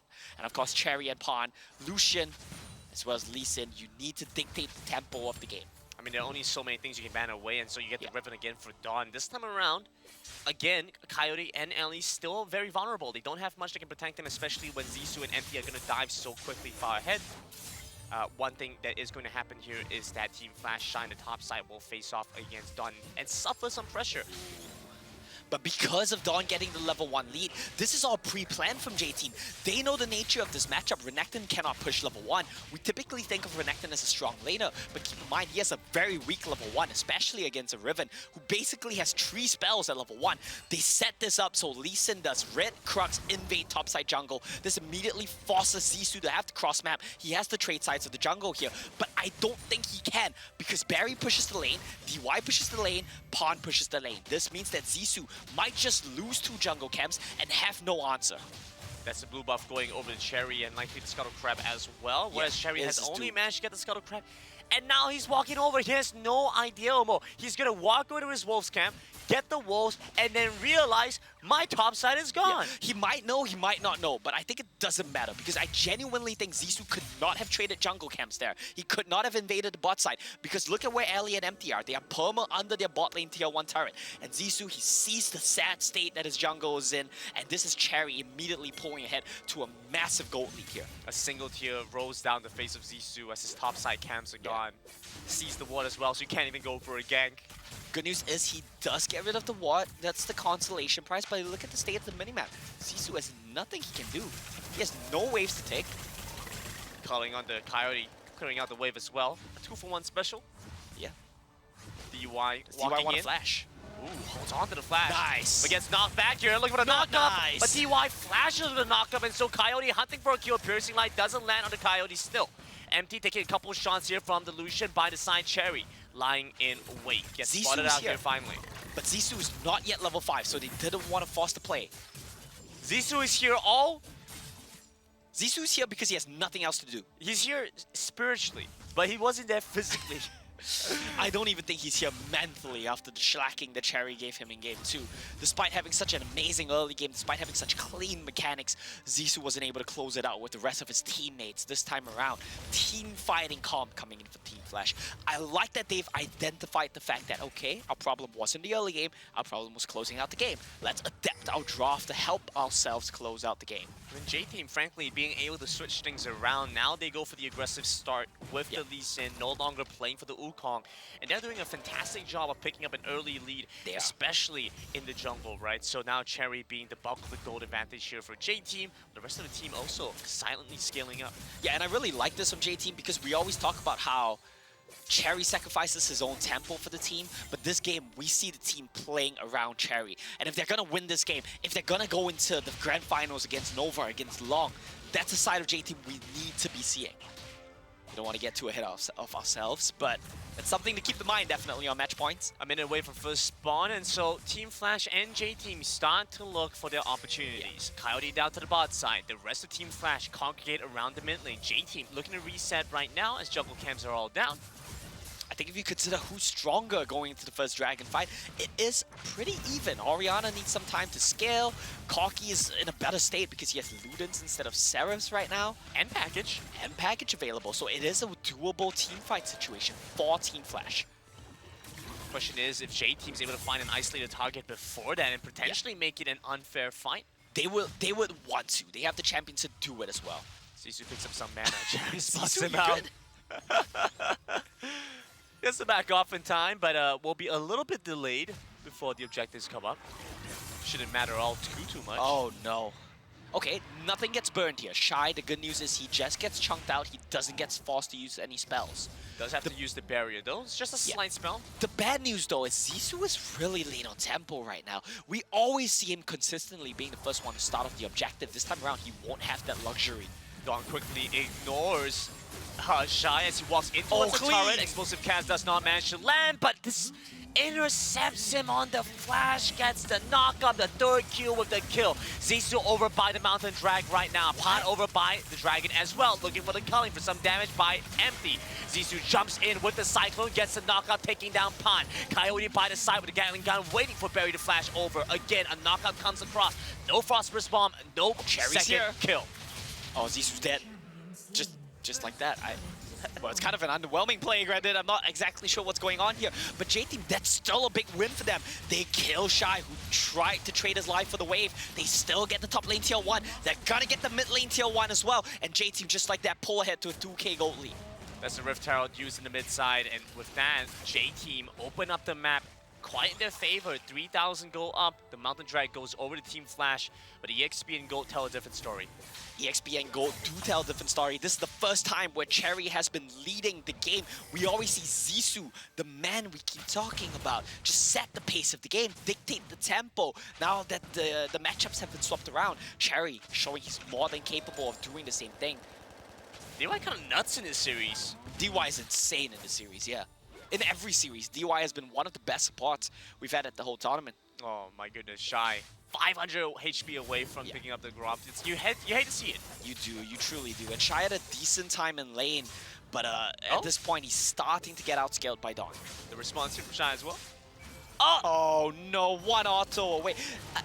It kind of feels to me like Team Flash are starting to get a bit slower with their mechanics. It seems to me like Team Flash is starting to slow down a bit here. Hands can't keep up. But they are looking for a little bit more action towards Nice the bot play side. from Pan kills the bot side wave, preventing Team Flash from picking up an easy turret. Really love that play coming in from Pan. He knew he was dead, so he clears out the wave. Team Flash, they can't get the turret, yeah, but they can't even get a plate, Grandin. DY quickly runs down to the bottom side. Empty's gonna be nearby to get Gatling gun damage onto Barry first, but a knockback onto Coyote. Coyote with the Valkyrie away, but he's caught by the Egg Stars and held in place. A final attack from Barry with the assist from Dawn for the kill. Now they move on to Zissou. Auto attack after auto attack. The flank coming through from Cherry, flashing forward against the Sonic Wave and Resonating Strike. Empty running low at HP gets taken down. Shine joins in, but with the crowd control here from Dawn, from DY, they quickly find a Renekton as well. They just go in one by one, and they die one by one. Team Flash, they've absolutely lost the plot. They have flashes, Grandin. Shy, Coyote, Zissou all have flashes. Zissou had Cyclone. They just weren't expecting that from J-Team. They weren't expecting that sort of dives. They weren't expecting that sort of explosiveness. And J-Team punished Team Flash. Omo, very much flustered right now. Let's take a look back and the Coca-Cola pop-off. Starts off with an amazing play coming in from Pan. He clears out the wave before dying. And Team Flash, this is your cue to back away. What are you doing? 3 players taking down 1 cannon. And DY. Oh, that was a very quick pop-up. It was the clearing of wave, decision-making. That was the pop-up. Let's get back into the action. The fight continues again. They take down Coyote. DY consistently able to find these pickoffs. Kitsu with the body slam. Over by the back. Cherry wants a kill onto Empty, but needs a little bit more damage to get it done. Knocked back by the headbutt, but J-Team have control of the map. And guess what? J-Team very close to a 3-0. J-Team can get anything they want in this game. They've swapped sides. They're playing the early game comp, and they're showing Team Flash how to do it. They're showing Team Flash how it's done. DY leading the charge. 6 kill participation on this support. He's been everywhere on this map. It doesn't matter if he's playing an engaged champion. It doesn't matter if he's playing an enchanter like Nami in game 2. DY has been the man of the hour for me. He's had such an amazing performance on every champion he's played. Now J-Team get to reset, come back into the next fight even stronger. The Rift Tower will start to spawn, and so Team Flash need to decide what to do. There's very little that they can, and so they must be very careful with every action they make now. Well, I think J-Team, any action that they make, they're going to be good to go. I don't really think there's a chance for them to lose team fights in the current game state. No item spikes from Team Flash that really scare you. 1.5 items on basically every player. J-Team, they get the Rift Herald. They even deny Team Flash the possibility of setting up a dragon. Nothing Team Flash can do on the minimap. And now you look at Cherry, he's running down the Baron lane. He has the Rift Herald in his backpack as well. My heart is pumping. The blood's flowing. The adrenaline's going. Team Flash are also going. They need to step it up. No, home to Vietnam. They need to step it up now. Come on, guys. J-Team also. Okay, they've stepped up. J-Team have stepped up big time. We saw J-Team take down Flash Wolves in a 3-1. They dropped the game to Flash Wolves, which is kind of why I expected Team Flash to take the series here today. But J-Team have definitely leveled up. And you got to keep in mind that J-Team are not a 5th seed team. I mean, technically they are, but if you consider the regular season, they had a much better performance than their end result would indicate. This is a team that has the skill, has the mechanics, has the know-how.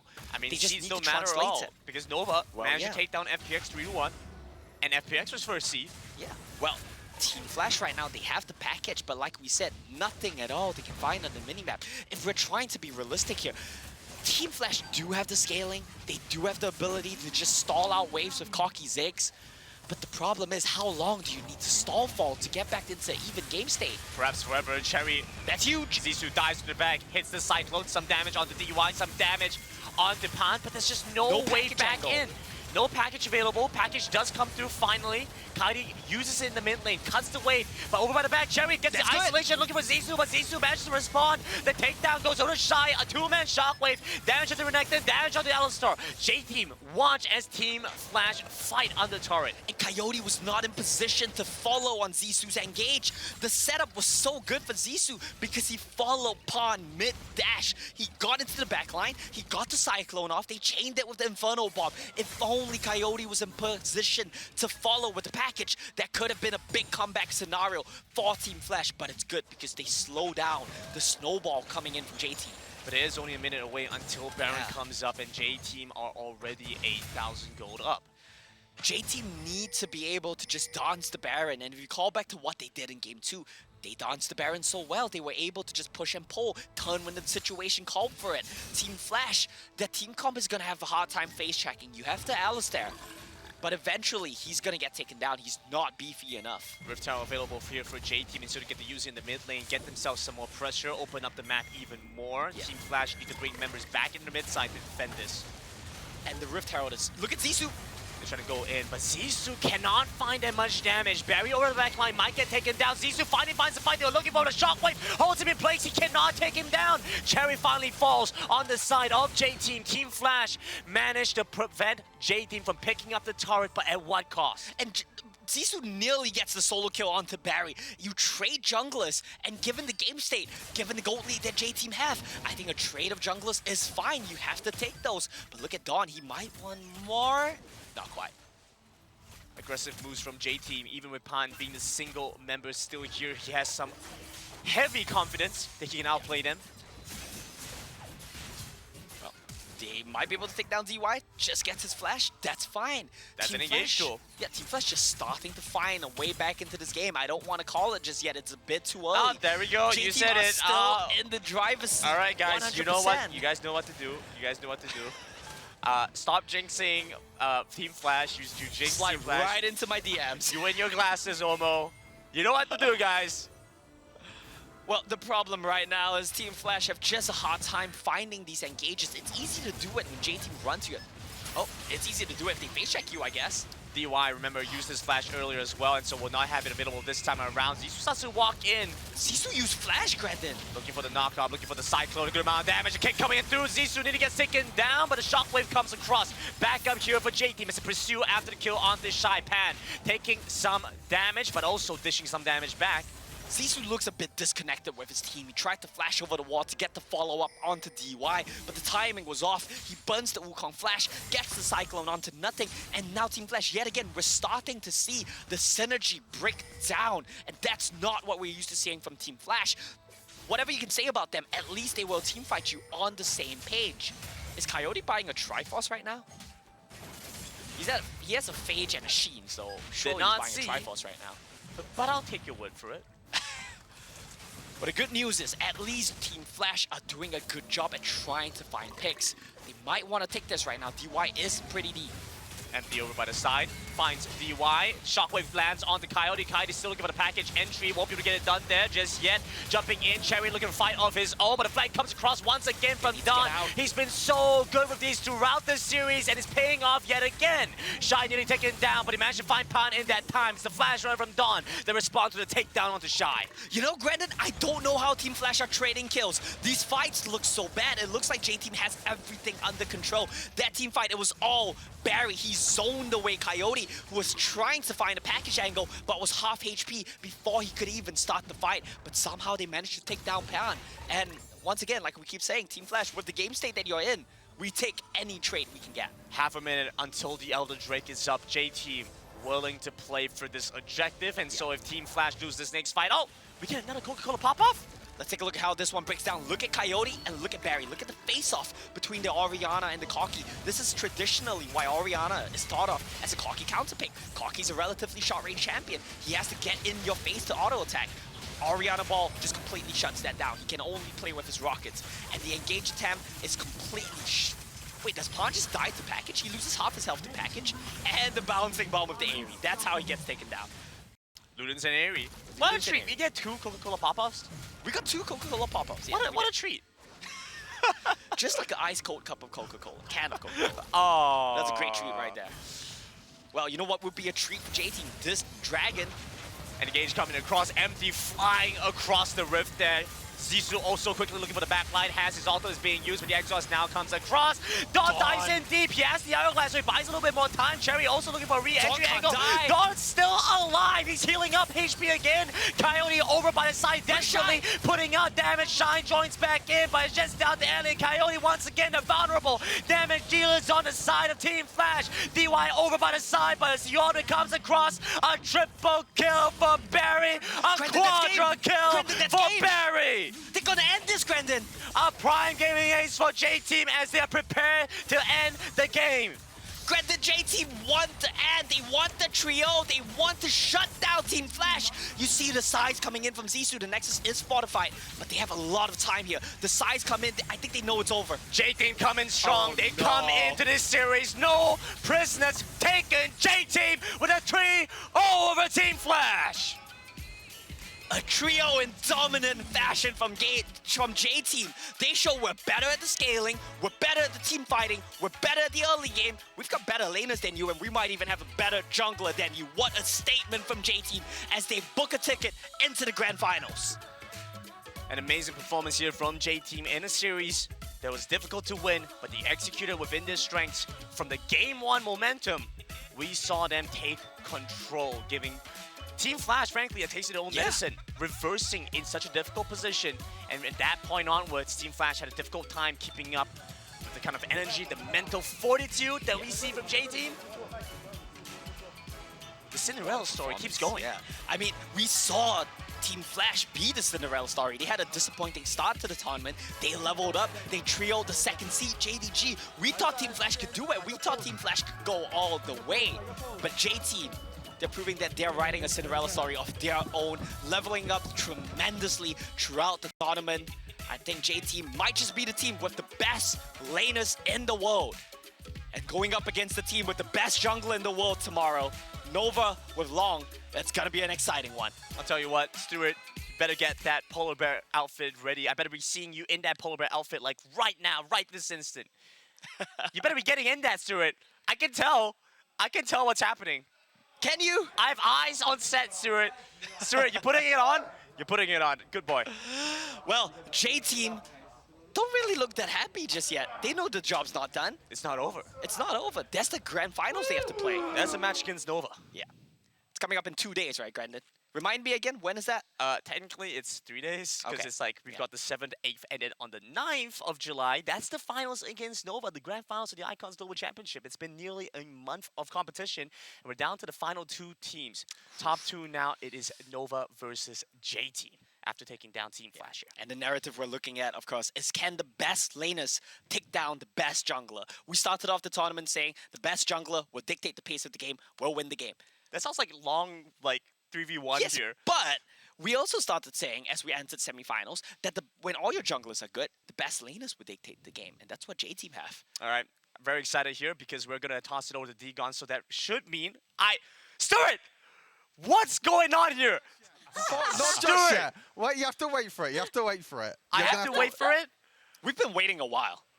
What's going on here? I'm Just a running over little to bit 80. I'm longer. running over to you guys right now. I'm going to put Stuart in the polar bear outfit before we end the broadcast. Boo him, boo him, boo! Grandin, thank you very much, Grandin and Omo. Big G and Omo on the cast for the day. Great cast on the day. And Riku, let me set you up for it. What happened in this game? I know, it's so poetic. What we saw in the series is pan carry, berry carry, cherry very scary.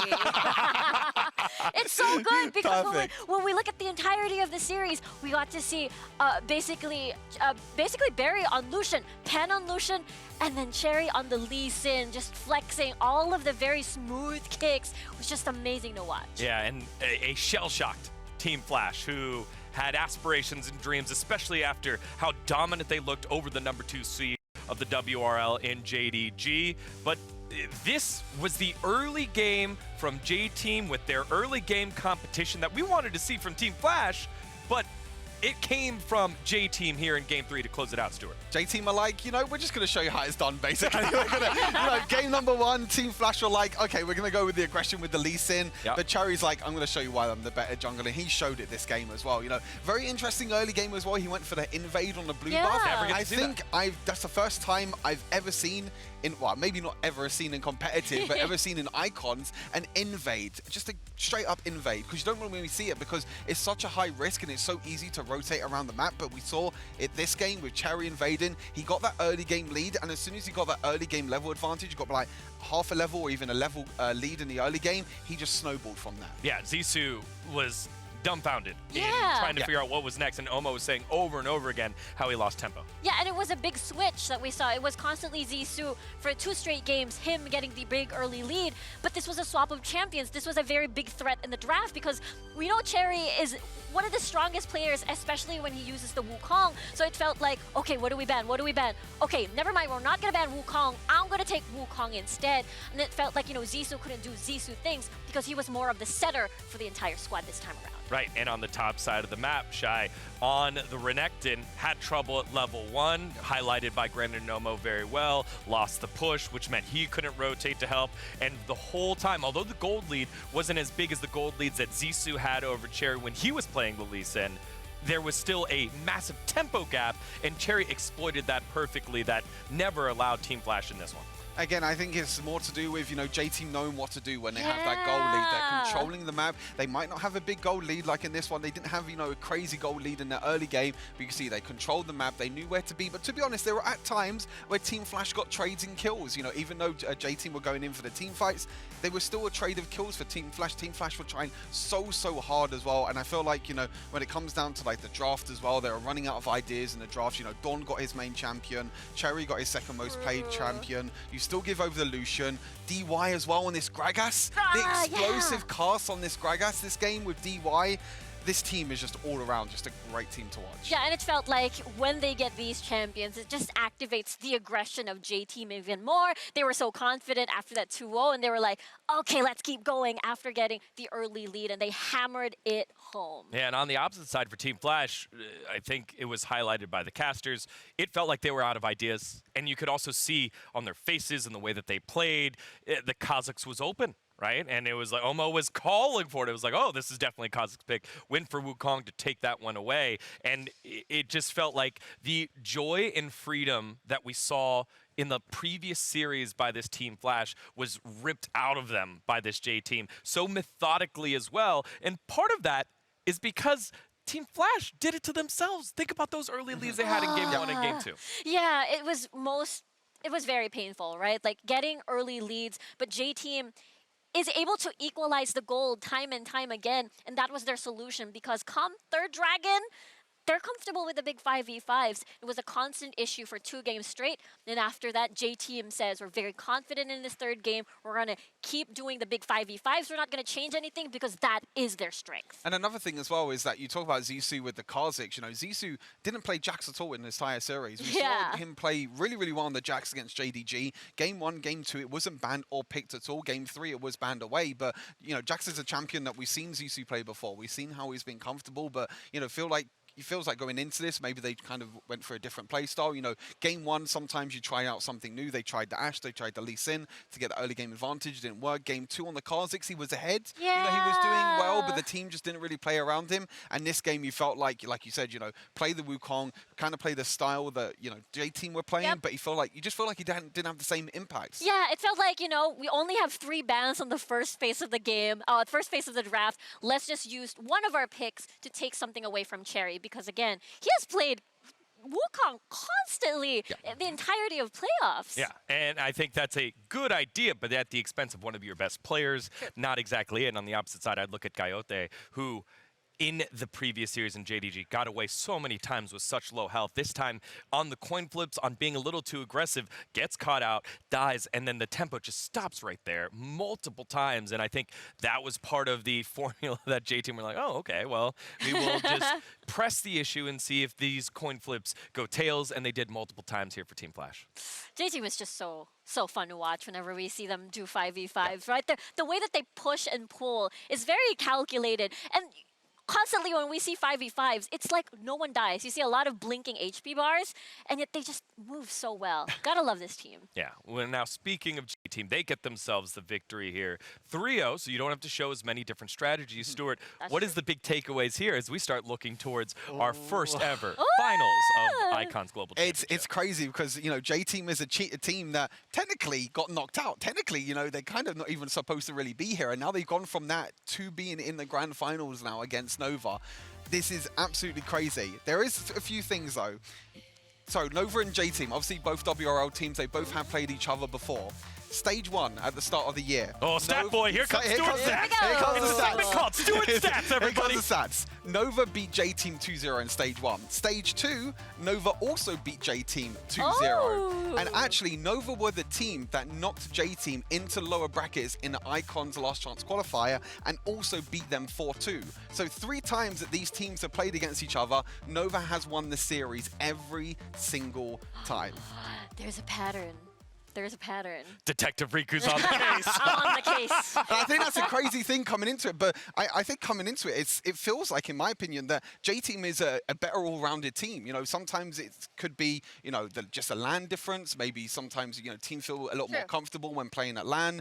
Better than online, might be the similar thing, but we'll have to see going into that grand final. And I'm really curious because this is a different Nova. You know, they had Gogo for the entirety of the WRL, and this time it's Neon who has been performing excellently in the mid lane, covering that mid lane. So I'm excited to see the difference now as they meet in the grand finals. BO7. Very much so, but I think the same thing can be said for J-Team, who has grown and, as we've identified, can carry through multiple different lanes and almost set it up pretty well. What happens when both your junglers cancel each other out? Now, I will say, Long, I think by far is, you know, one of the best players, if not the best jungler, if not the best player here at the tournament. But again, we've seen Scary Cherry. So then it is going to be on the new form found by Iza, the new form found by Nian, that is going to be required for this Nova squad to step up to the power of DY and Barry down on the bottom side of the map. Dawn, who quietly had himself a very, very good series, shutting down one of the key members of Team Flash and Shy.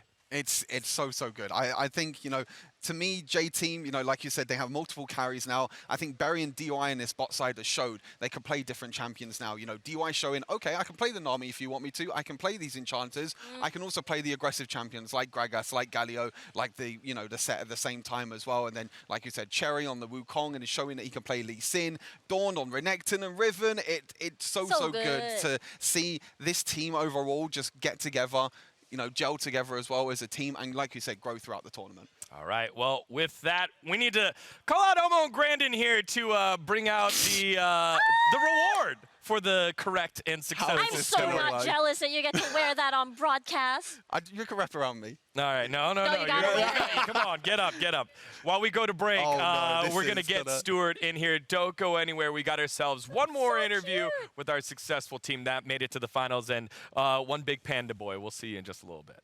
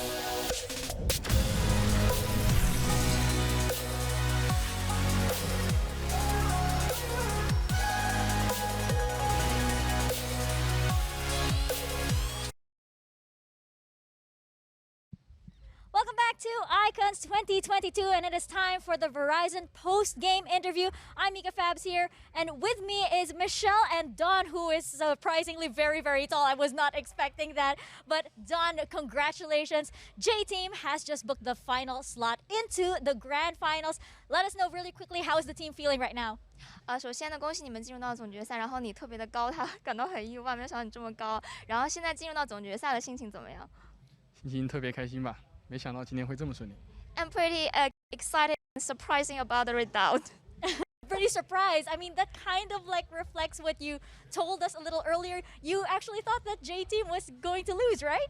你之前为什么有说过你们今天可能会输呢？因为我感觉京东是一个很强的对手，我们都不一定能3比0他们。Because we think JDG is strong enough, so I thought maybe we could get the same result as them. Well, it's a pleasant surprise, of course, to have you guys here. So let me know, what's the big difference with J-Team from the play-ins? How have you guys changed to right now? What's the strongest difference from you guys early on in the competition? 你觉得你们在比赛当中从入围赛到现在进步最大的一个地方是什么？我们教练进步最大吧。Maybe it's our coach. Oh, wow. So salute to your coach, of course, for putting in the good work. And now, how are you feeling about the grand finals and your match against Nova Esports? 下场对战 Nova 了，有什么样的感想吗？就龙哥轻一点吧。I have some words to the jungler alone. Don't beat me up too hardly. Well, that's specifically for Long, so hope you guys are watching. Don has a specific request for you guys. Not sure if you're going to grant it. Thank you so much, Don. Thank you so much, Michelle. Back to you guys, Digon. Thank you very much, Mika Fabs, as we have our victorious winner here. Yeah! Come on, let's get that close up there. Beautiful. Oh, look. Little hoodie as well. Let's go. Polar bear. Of course, the polar bear has its friend The there. prediction king is here. Yeah. The prediction king is here. Let's go. Yeah, better prediction than Don, who again predicted that he was going to lose himself, but then had the fighting words. The there. Come counter on. strategy. That's what it is. Yeah. Predict that you're going to lose, and if you lose, you get the prediction right. If you win, happy days, you're in the grand final. It's a win-win. The five-head play. The five-head play. You are winning right now. I'm so jealous. This is actually really comfortable as well. It's really good. Actually quite comfy. See, I know you guys were making fun of me earlier, but that thing is fantastic. Cute. It's beautiful. Wait, does it have a tail? Nope, that's just your butt. All right. With the semifinals in the book, so let's take one last look at our knockout bracket and see how we got here. It means there's only one match left here at Icons 2022. It's Nova versus J-Team. We'll be back on Saturday, July 9th with the best of 5 finals. This whole tournament has been leading up to this. It's going to be crazy, right? This is going to be so intense. I predict this is going to go full. Game 7. I know it. I feel it in my bones. I know you feel it underneath over there, too. I feel it in my fur. Yeah. I feel it in my fur.